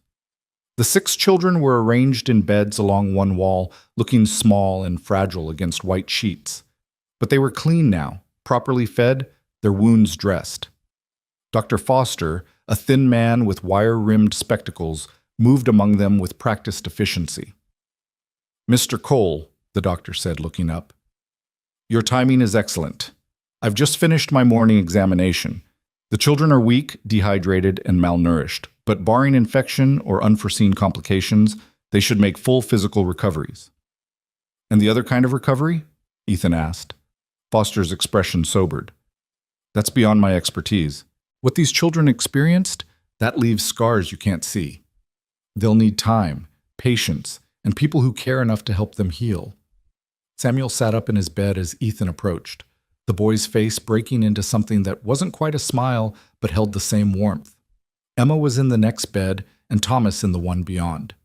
The others, Claire, a boy named David, and a tiny girl named Ruth who couldn't be more than 4, watched Ethan with a mixture of gratitude and lingering fear. "You came," Samuel said. "Said I would." Adults say lots of things. Doesn't always mean they follow through.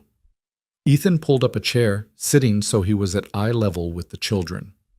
"I'm here, and I'll stay as long as you need me to." Emma reached out from her bed and touched his hand, her fingers thin but steady. "We wanted to thank you, all of us. We talked about it this morning, and we wanted to say it proper." "You don't need to thank me." "Yes, we do," Samuel said firmly. "You could have left us. Should have left us, probably. Would have been smarter, safer. But you didn't. You stayed, and you fought, and you got us here."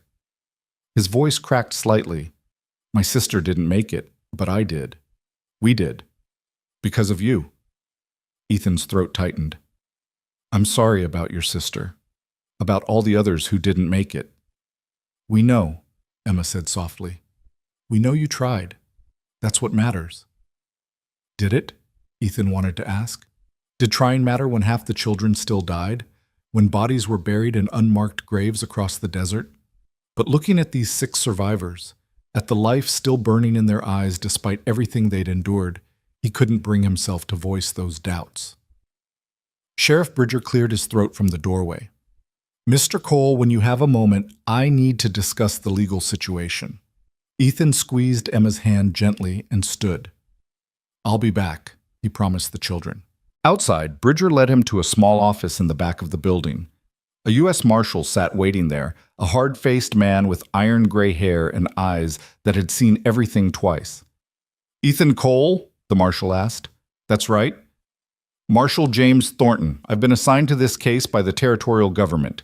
Need to get your full statement about what happened. For the next 2 hours, Ethan recounted everything, finding the wagon, the dead children, the confrontation with Mercer, the battle at the relay station. Thornton took notes in precise handwriting, occasionally stopping to ask clarifying questions. His face remained impassive throughout, giving nothing away. When Ethan finished, Thornton set down his pen and leaned back. You killed 5 men. I did. Self-defense? They drew first. I was protecting children. And you're prepared to testify to that in court? If needed? Thornton nodded slowly. Mercer's already talking. Gave us 23 names in 4 different territories, operations running from California to Kansas. This is bigger than anyone suspected. He paused. You stumbled into the edge of something massive, Mr. Cole.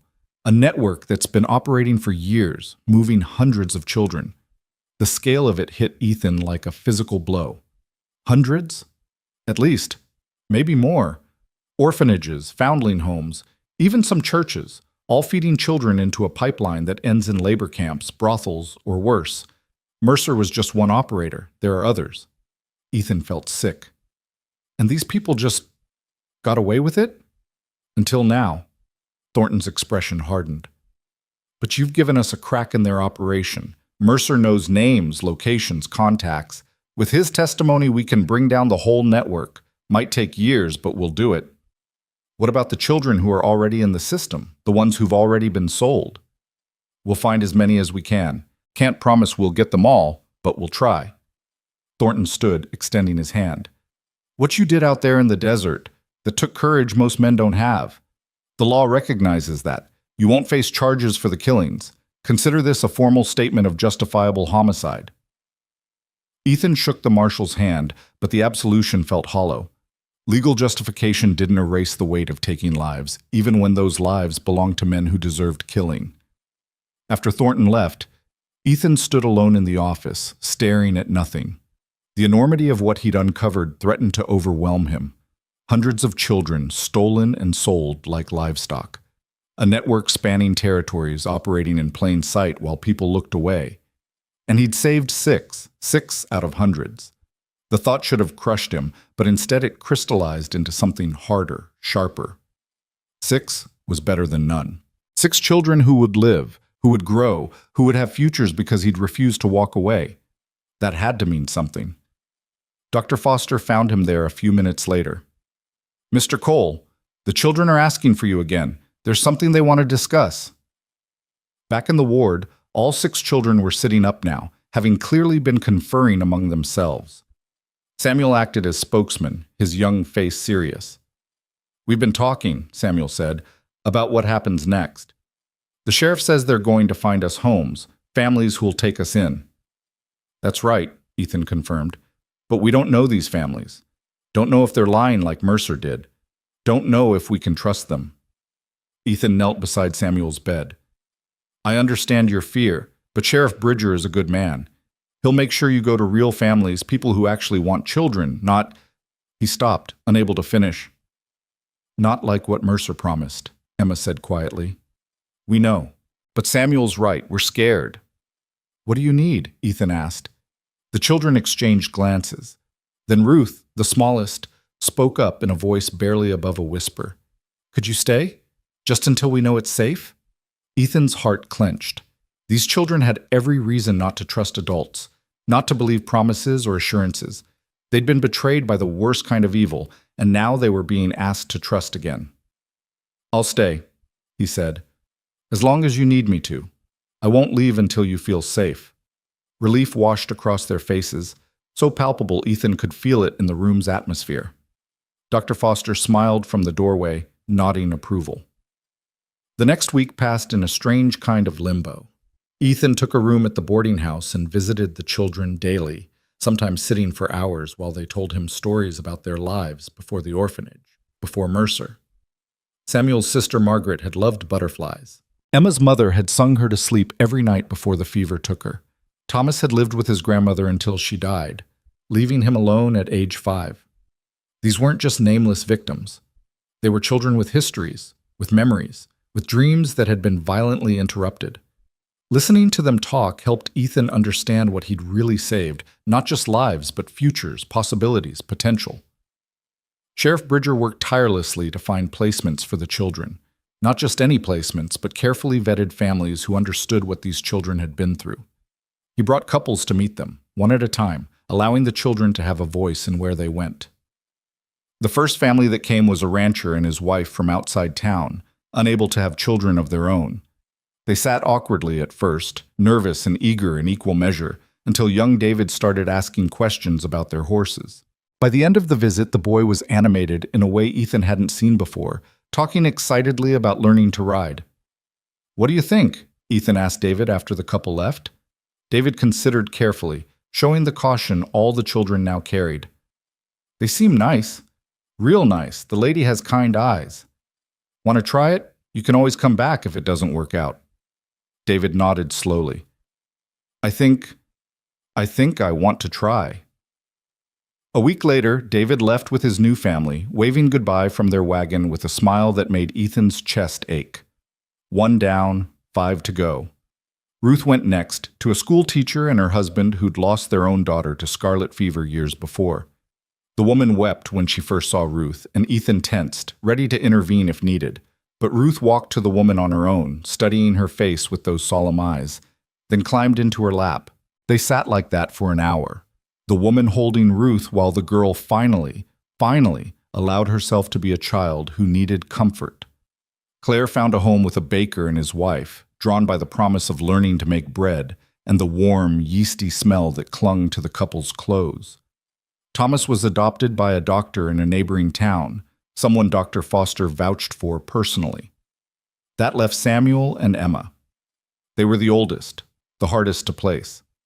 Families wanted younger children, easier children, ones who hadn't seen quite so much darkness. But Ethan refused to let them settle for just any home. These two had been through hell and back. They deserved families who understood that, who were prepared for the nightmares and the silences and the hard days ahead.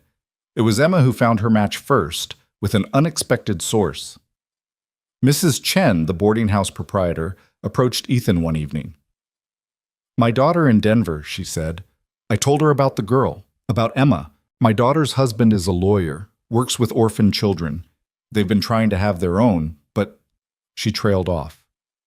They asked if Emma might consider coming to live with them. Emma met them when they came to Salvation Ridge, a young couple with earnest faces and careful manners. The wife, Catherine, asked Emma about her interests, her fears, what she hoped for in a family. Not promising anything, just listening, really listening. "They live in a city," Emma said to Ethan afterward. "I've never seen a city." Scared? A little, but also excited. Is that wrong? After everything, to be excited? "No," Ethan said firmly. "It's not wrong. It's exactly right. You deserve to be excited about your future." Emma left on a Tuesday morning, hugging Ethan so hard his ribs ached. "I'll write to you," she promised. "I'll tell you everything. I'll look forward to it."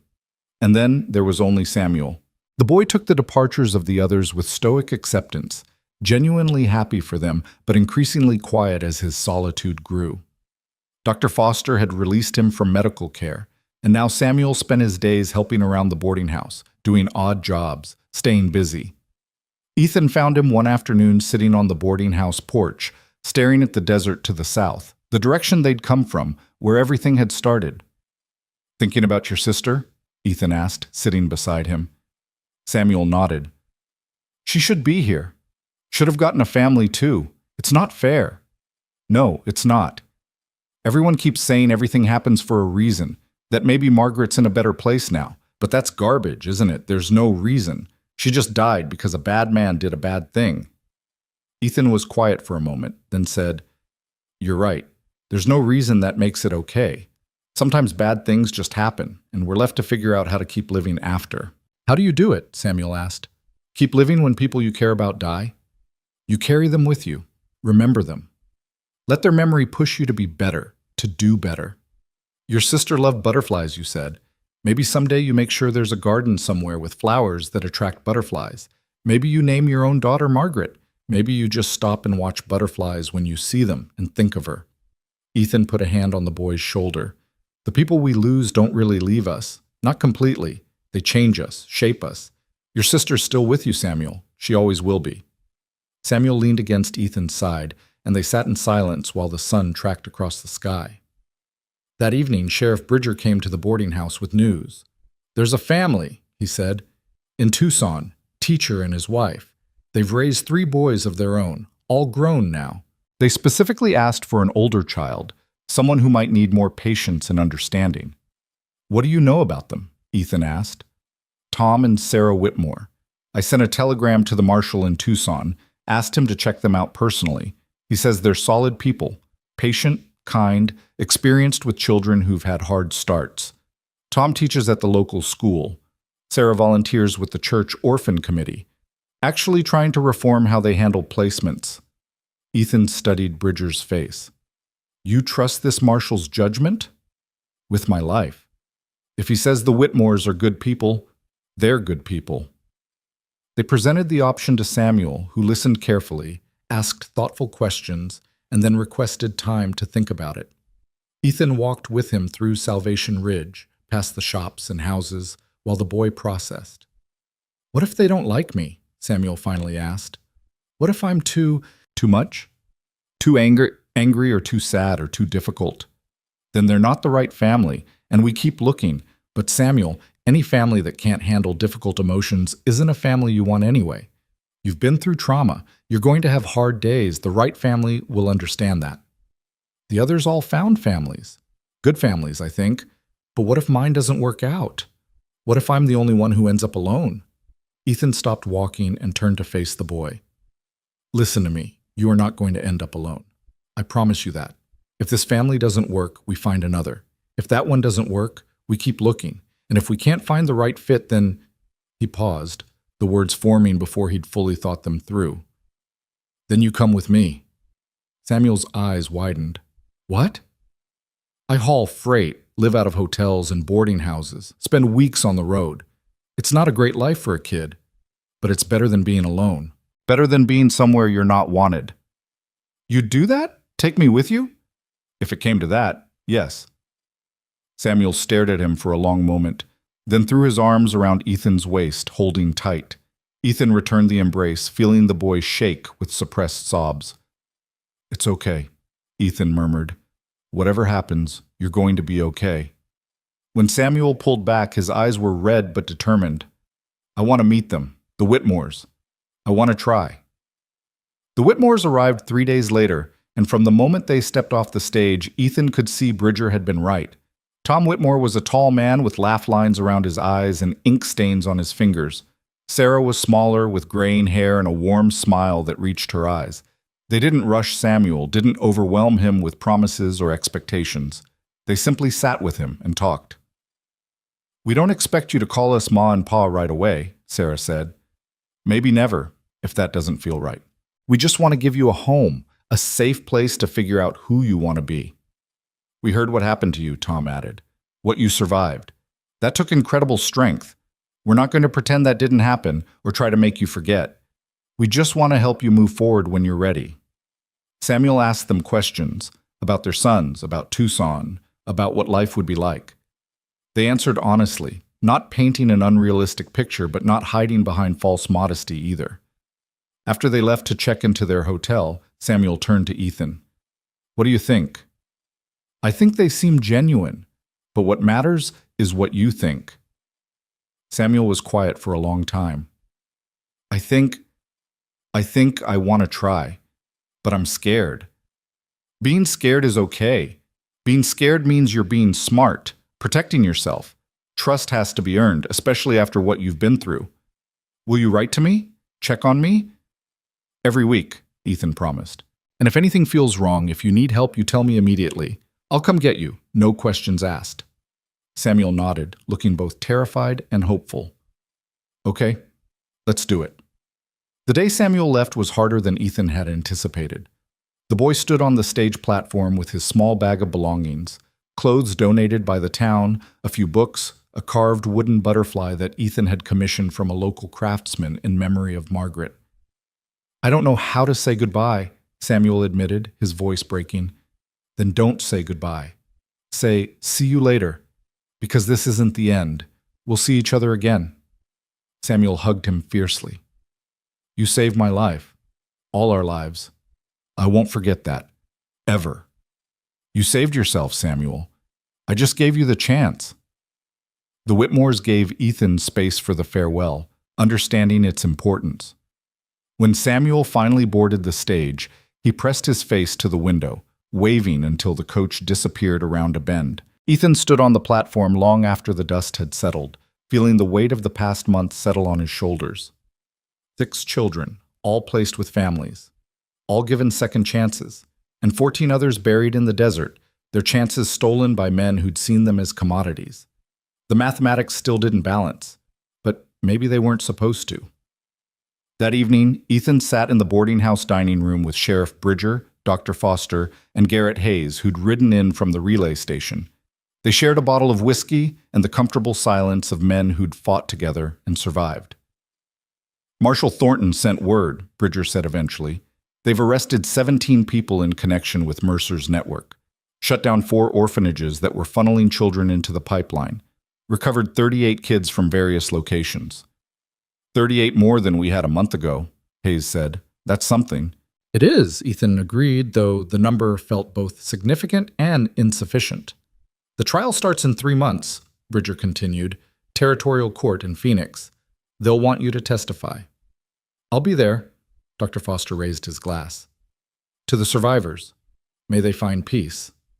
They drank to that, to the children who'd lived and the ones who hadn't, to the battle fought and the war that continued. Later that night, alone in his room, Ethan pulled out a piece of paper and began writing. The first letter went to Samuel in Tucson, keeping his promise. The second went to Emma in Denver.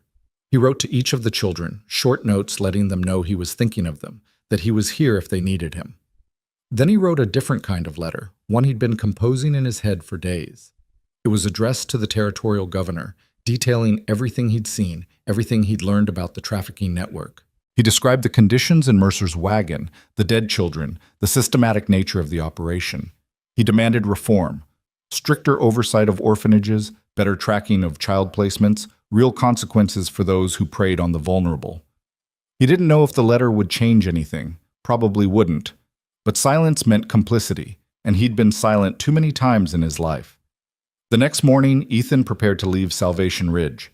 His business had been delayed long enough, freight contracts waiting that couldn't wait forever. But this town had changed him. These children had changed him in ways he was still discovering. Mrs. Chen caught him at breakfast. "You'll come back?" she asked. "I expect so. Got letters to answer, promises to keep." "Good." She set down a package wrapped in brown paper. "For the road. And Mr. Cole? What you did? Finding those children, fighting for them. My daughter heard about it all the way in Denver. People are talking, paying attention. Maybe that attention will lead to change." "Maybe," Ethan said, accepting the package. He rode out of Salvation Ridge as the sun climbed over the eastern horizon, heading back toward the freight routes and familiar work. But he took a detour first, riding south toward Dry Basin, toward the place where this had all begun. The wagon was still there, a skeleton of wood and canvas slowly being reclaimed by the desert. The bodies had been removed weeks ago, buried properly in Salvation Ridge's cemetery with markers bearing their names. But the site remained, a testament to what had happened here. Ethan stood in the place where he'd first found them, remembering the sound of children too weak to cry, the smell of death in the enclosed space, the terrible choice he'd faced. He thought about the 14 who'd died and the 6 who'd lived, about the impossible mathematics of salvation, and he realized something fundamental had shifted inside him. For years, he'd convinced himself that keeping his head down, minding his own business, was the smart play. Safer. Simpler. But safety and simplicity came at a cost. The cost of looking away when people suffered, of preserving his own peace while others drowned. He couldn't do that anymore. Wouldn't. Whatever came next in his life, he'd face it with his eyes open, with his conscience engaged. He'd see the suffering around him and decide, consciously, whether to act or pass by. And more often than not, he suspected, he'd act. Because 6 children were alive who shouldn't be. Because their futures mattered. Because sometimes saving enough was what made a life worth living. Ethan mounted Ash and turned the horse north, toward the freight routes and whatever came next. Behind him, the desert swallowed his tracks, erasing the evidence of his passage. But the marks he'd left on 6 young lives would endure, rippling forward through time in ways he'd never fully know. And that, he thought, was enough. 3 months passed like water through fingers, each day blurring into the next as Ethan returned to the rhythm of freight hauling. He moved cargo from mining camps to rail stations, from trading posts to territorial outposts, the work familiar and demanding in ways that left little room for thought. But the nights were different. In the darkness, lying in boarding house beds or camped under desert stars, the memories came flooding back, children's faces, the weight of small bodies, the sound of Samuel's voice asking why someone had lied. The letters arrived regularly, forwarded through a network of postal stations and friendly innkeepers who knew Ethan's roots.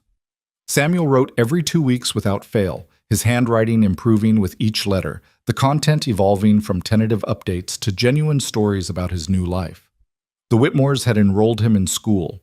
He was learning mathematics and history. Sarah had started a small garden, and Samuel had planted a section just for butterflies, filling it with milkweed and wildflowers. He still had nightmares sometimes, he admitted in one letter, but Tom would sit with him until they passed, never making him feel ashamed. Emma's letters came from Denver, describing a world so different from the desert that Ethan could barely picture it. Buildings 3 stories tall, streets packed with people, electric lights that turned night into day. Catherine had taken her to the theater, to museums, to places Emma had only read about in books. She was learning to play piano. She'd made friends at school, though she didn't tell them about what had happened. Not yet. Maybe not ever. The other children wrote less frequently, but consistently enough that Ethan could track their progress. David was learning to rope cattle and rode his horse every morning before school. Ruth had started calling her new parents Mama and Papa, though she still slept with the light on. Claire was apprenticing in the bakery, her letters often arriving with the faint smell of cinnamon still clinging to the paper. Thomas was thriving under the doctor's tutelage, already talking about medical school someday. 6 children, 6 different futures, all unfolding because of a choice made in the desert heat. But 14 others had no futures at all, and that weight never fully lifted. The trial began on a Tuesday in October in the territorial courthouse in Phoenix. Ethan arrived the day before, checking into a hotel near the court building, surprised by the size of the crowd already gathering. News of the case had spread throughout the territories and beyond, newspapers running headlines about the Desert Angels and the orphan trade scandal. Reporters had tried to interview Ethan multiple times during his travels, but he declined every request. This wasn't about him. It was about justice for children who'd been treated as merchandise. Marshal Thornton met him in the hotel lobby that evening, looking tired but grimly satisfied. "We've got 17 defendants," he said, spreading papers across the table. "Mercer's the central figure, but we've connected him to orphanage directors, railroad officials, labor contractors, even 2 judges who signed fraudulent adoption papers. The network was more extensive than we initially thought." "How many children total?" Ethan asked. "We've documented cases involving 243 children over the past 6 years. Those are just the ones we can prove. The actual number is probably double that." The magnitude hit Ethan like a physical blow. Nearly 500 children stolen and sold while the world looked away. "The good news," Thornton continued, "is that we've recovered 86 children from various locations. Labor camps, private homes, a few from worse situations. They're being placed with legitimate families, proper oversight this time." "And the ones you haven't recovered?" Thornton's expression darkened. "Some are dead. Others have disappeared into systems we can't penetrate. Mexico, California, back east. We're still looking, but..." He trailed off, the unspoken truth hanging between them. "What do you need from me?" Ethan asked. "The truth. Exactly what you saw, what you experienced. The defense is going to argue that Mercer was running a legitimate placement service, that the deaths were tragic accidents but not crimes. Your testimony destroys that narrative. You're the witness who can't be discredited. You had nothing to gain, you saved children at personal risk, and you have no agenda beyond justice." The trial opened to a packed courtroom, every seat filled with journalists, concerned citizens, and people whose lives had been touched by the orphan trade. Ethan sat in the witness gallery, watching as the prosecution laid out their case with methodical precision. Documents showing fraudulent contracts, testimony from orphanage workers who'd been pressured to hand over children, financial records proving payments for what were supposed to be free adoptions. And then there were the children themselves. The prosecution had brought 6 of the recovered victims to testify, all older children deemed capable of handling the courtroom environment. One by one, they took the stand and told their stories, promises of families that turned into labor camps, adoptions that were actually sales to brothels, children who'd watched friends die from neglect and abuse. Ethan watched the jury's faces as they listened, saw the horror and disgust register, saw the shift from skepticism to conviction. These weren't abstract crimes, these were real children describing real suffering. Mercer sat at the defense table, his smooth facade still in place, but Ethan could see cracks forming. The man's confidence had eroded over the months in custody, his expensive suit hanging looser on a frame that had lost weight, his eyes carrying a haunted quality that hadn't been there before. Ethan was called to testify on the 3rd day. He took the stand and placed his hand on the Bible for the oath, the irony not lost on him, swearing on a holy book to tell the truth about men who'd preyed on the vulnerable while claiming religious authority. The prosecutor, a sharp-featured woman named Elizabeth Kern, approached with a gentle expression. "Mr. Cole, can you describe in your own words what you found in Dry Basin on the afternoon of August 14th? Ethan spoke clearly, laying out the discovery of the wagon, the condition of the children, the bodies of those who'd already died. The courtroom was absolutely silent as he described lifting small corpses from the wagon bed, the heat and smell, the hollow eyes of the survivors who'd stopped hoping for rescue. "And what did you do when you made this discovery?" Kern asked. "I tried to save them. Gave them what water I had, created shade, started moving them toward help." "You could have left. Ridden to the nearest town for assistance. Why didn't you?" Ethan met her eyes. "Because they would have died before I got back. Every minute mattered." Kern walked him through the entire sequence of events, the confrontation with Mercer, the shootout, the desperate march to the relay station, the agonizing decisions about who to help first when resources were limited. Ethan didn't embellish or dramatize. He just told it straight, the way it had happened. "Mr. Cole," Kern said, "in your professional opinion as someone who's spent 15 years traveling these territories, hauling freight in all conditions, could the deaths of those children have been accidental? Could this have been, as the defense suggests, a tragic mishap involving a broken wagon and unfortunate timing?" Ethan shook his head. "No, ma'am. That wagon was deliberately placed in a location with no water, no shelter, no reason for anyone to pass by. The children were locked inside, no way to escape. And from what the survivors told me, they'd been checked on at least once and deliberately left to die. This wasn't an accident. It was murder." The defense attorney, a slick man named Harrison who wore expensive suits and spoke in practiced tones, tried to shake Ethan's testimony during cross-examination. He suggested Ethan had misunderstood what he'd seen, that the children's statements were unreliable, that the shootout had colored Ethan's perception of events. "Isn't it true, Mr. Cole, that you killed 5 men during this incident?" Harrison asked, his tone suggesting scandal. "I did. And you expect this court to believe that a man capable of such violence is an objective witness? I killed men who were shooting at me and threatening children. I'd do it again under the same circumstances. That doesn't change what I saw in that wagon." "You've become quite the hero in the newspapers, haven't you? The desert angel who saved the orphans. Doesn't that give you a motive to exaggerate what happened? To make yourself look more heroic?" Ethan's jaw tightened. "I didn't ask for attention. Didn't want it. I just wanted those children to live. If telling the truth makes me look heroic, That says more about how low the bar is than about me. Harrison tried several more approaches, but Ethan's testimony remained consistent, unshakable. He'd seen what he'd seen, and no amount of legal maneuvering could change that. The prosecution's final witness was Samuel. Ethan hadn't known the boy would testify. The Whitmores had brought him to Phoenix, and as Samuel walked to the stand, Ethan saw how much the boy had changed in 3 months. He stood taller, moved with more confidence. His face had filled out from regular meals, but his eyes still carried the weight of what he'd experienced. Samuel took the oath and sat down, his gaze finding Ethan in the gallery. Ethan nodded encouragingly. Kern approached gently. "Samuel, I know this is difficult, but I need you to tell the court about your experience with Mr. Mercer. Can you do that?" Samuel nodded. "He came to our orphanage in Redstone, said he worked for families who wanted children, said we'd have real homes, people who'd care about us." His voice was steady, clear. "He showed us papers, official-looking things. The orphanage director believed him. We believed him." "What happened after you left the orphanage?" "We traveled for days. 22 of us in the wagon. At first it was okay. He gave us food and water, let us out to stretch. But then we got to the desert and everything changed. He locked us in, said it was for our safety. Said the families would be there soon." "Did the families come?" "No, nobody came. We waited in the heat, getting sicker. Some of the younger children started dying.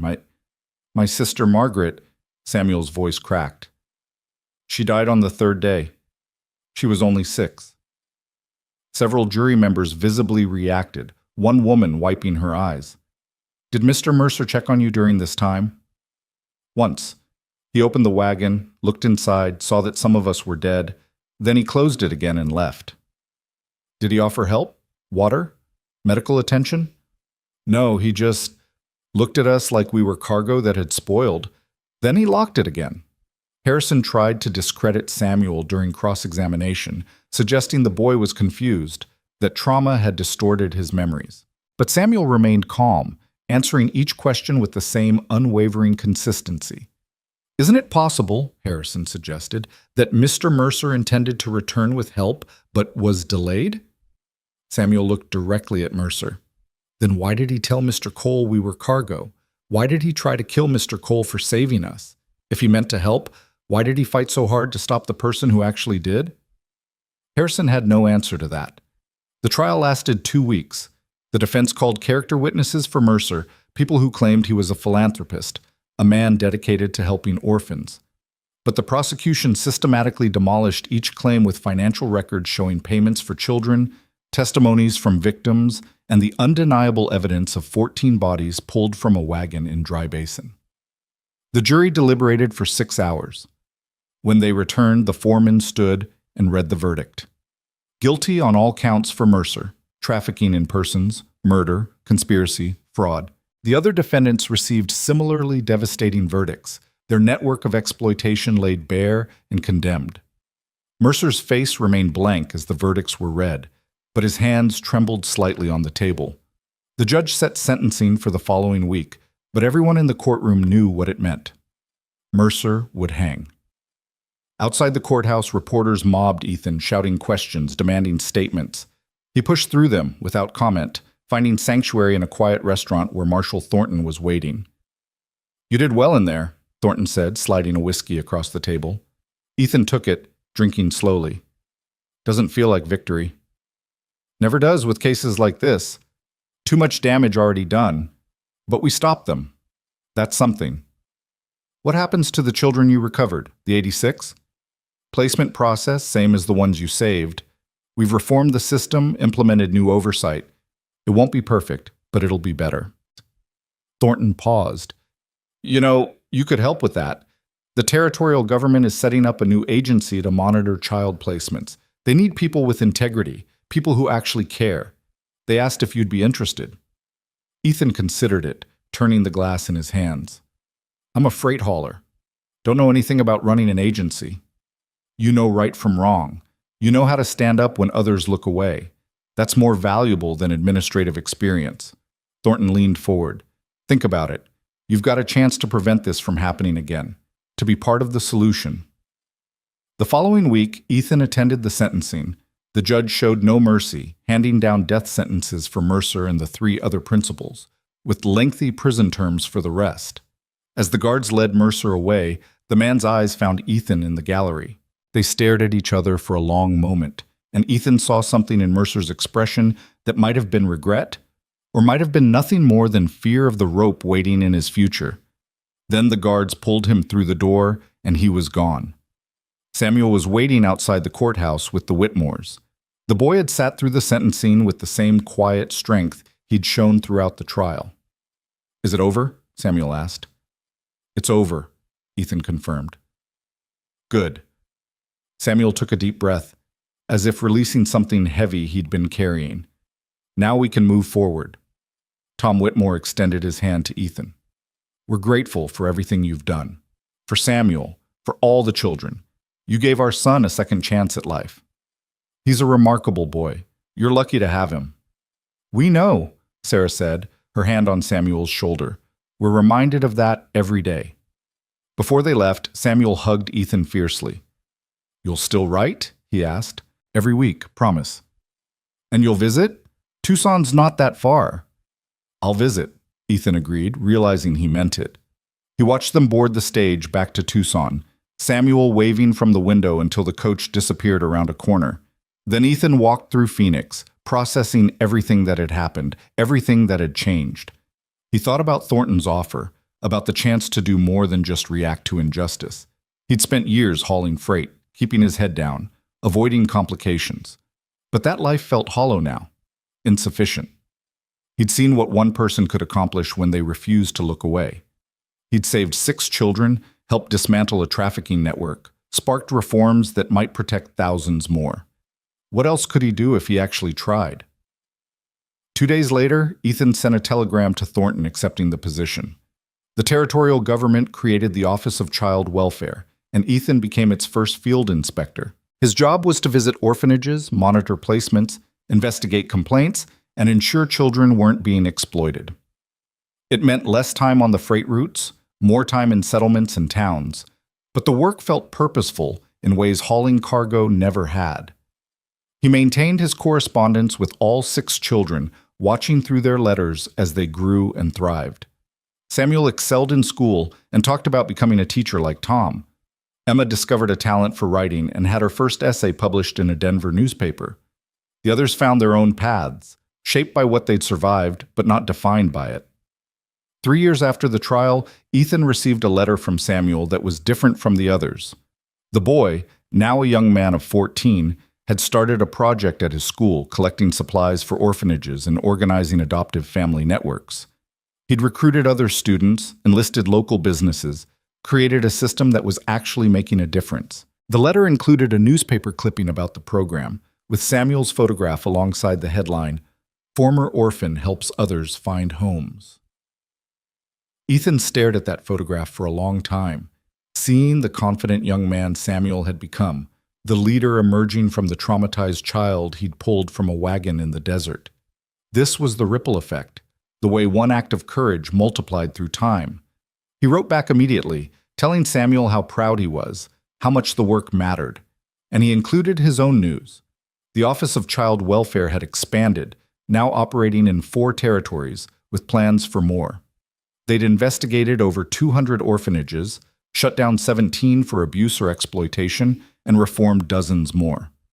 Placement protocols had been completely overhauled, with mandatory home visits and regular check-ins. It wasn't perfect, but children were safer now than they'd been before. 5 years after Dry Basin, Ethan returned to the desert. He made the journey deliberately, needing to see the place again to remember where it had all started. The wagon was long gone, reclaimed by scavengers and weather, but the location remained etched in his memory. He stood where the wagon had been and thought about the children. 14 were buried in Salvation Ridges Cemetery, their graves marked with proper headstones funded by donations that had poured in after the trial. 6 were alive and thriving, scattered across the territories, building lives that mattered. The mathematics still didn't balance perfectly. 14 dead against 6 saved would never be an equation that resolved neatly. But Ethan had learned something crucial in the years since. Salvation wasn't about perfect math. It was about doing what you could with what you had, refusing to be paralyzed by what you couldn't change. Those 6 children had grown into remarkable people. Samuel's orphan aid program had helped place over 100 children in the past year alone. Emma was writing articles about child welfare reform, bringing attention to issues that had been ignored for too long. The others were contributing in their own ways, David teaching other children to work with horses, Ruth volunteering at the school where she'd once been a student, Claire providing employment to young people who needed a start, Thomas planning to open a free clinic. 6 children had become 6 agents of change, their impact rippling outward in ways Ethan could never have predicted when he'd stumbled upon that wagon 5 years ago. He pulled an envelope from his pocket, a letter that had arrived the previous week. It was from a woman named Clara, one of the 86 children recovered during the trial. She'd been 11 when they'd found her in a labor camp outside Sacramento. Now she was 16, living with a family in Oregon, and she'd written to thank him. The letter read, "I know you didn't save me directly, but you saved the system. Your testimony, your refusal to look away, created the momentum that led to my rescue. You gave me a chance to have a childhood, to go to school, to dream about a future. I don't know what I want to do with my life yet, but I know I want to help others the way you helped me. You taught me that one person can make a difference. Thank you for that lesson." Ethan folded the letter carefully, returning it to his pocket. This was what mattered. Not the perfect rescue, not saving everyone, but the stubborn refusal to abandon those who needed help. The choice to stand when others walked away. The decision to make a difference within the scope of what was possible. As the sun began its descent toward the western horizon, painting the desert in shades of gold and amber, Ethan mounted his horse and turned north. There was work waiting, orphanages to inspect, complaints to investigate, children who needed someone to care whether they lived or died. He thought about the choices that had led him here, starting with the moment he'd spotted a wagon where no wagon should be. He could have ridden past. Should have, by any practical measure. It would have been safer, simpler, smarter. But he would have missed everything that came after, the fierce courage of children fighting to survive, the satisfaction of seeing justice served, the privilege of watching 6 young lives unfold into something beautiful. He would have missed the chance to be part of something larger than himself, to contribute to a world slightly better than the one he'd found. The desert stretched endlessly in all directions, vast and unforgiving, full of hidden dangers and unexpected grace. Ethan had learned its lessons well, that life was fragile, that evil flourished in indifference, that courage was often just the decision to keep going when everything screamed at you to stop. Somewhere ahead, children needed help. Somewhere in the territories, injustice waited to be confronted. And Ethan would be there, doing what he could, saving who he could, refusing to let the mathematics of loss paralyze him into inaction. Because 6 children had taught him a truth more powerful than any sermon or philosophy, that sometimes saving enough was exactly enough. That the life you changed might change others, creating ripples that spread far beyond your ability to measure or control. As darkness settled over the desert, Ethan made camp near a rocky outcrop, building a small fire against the night's chill. He pulled out his journal, a practice he'd started after the trial, and began writing about the day's observations, the work ahead, the children who still needed advocates. The fire crackled, sending sparks upward into the vast star-filled sky. In that moment, alone in the desert where it had all begun, Ethan felt something he hadn't felt in years before that August afternoon in Dry Basin. He felt like his life mattered, like the choices he made rippled outward in ways that helped rather than harmed, like he was finally living up to the promise he'd made to himself after the war, to never stand by while people suffered, to always be the man who stepped forward rather than away. 20 children had been locked in a wagon, left to die in the brutal desert heat. 14 had perished, their futures stolen by men who saw them as merchandise. But 6 had survived, 6 had thrived. And from those 6 had come inspiration for hundreds more, creating a cascade of change that was still building momentum. It would never balance perfectly. The dead would always outnumber the saved. But the saved were making sure their survival meant something, that the memory of the loss translated into action that protected others. And in the end, Ethan thought, that was the only mathematics that mattered. Not the perfect equation, but the persistent effort. Not saving everyone, but never stopping trying. Not the heroic moment, but the daily choice to care when caring was difficult. He was a freight hauler who'd found 20 children in a wagon. He was a man who'd killed to protect the innocent. He was an inspector working to prevent the next tragedy. He was a friend to 6 remarkable young people whose lives he'd touched and who'd touched his in return. Most importantly, he was someone who'd chosen to act when action mattered most. The fire burned low as night deepened. Tomorrow would bring new challenges, new children who needed help, new injustices to confront. But tonight, Ethan allowed himself to feel satisfaction for what had been accomplished, gratitude for the chance to have made a difference, and hope for all the futures that had been salvaged from the desert's merciless heat. 6 children had survived, and their survival had changed everything.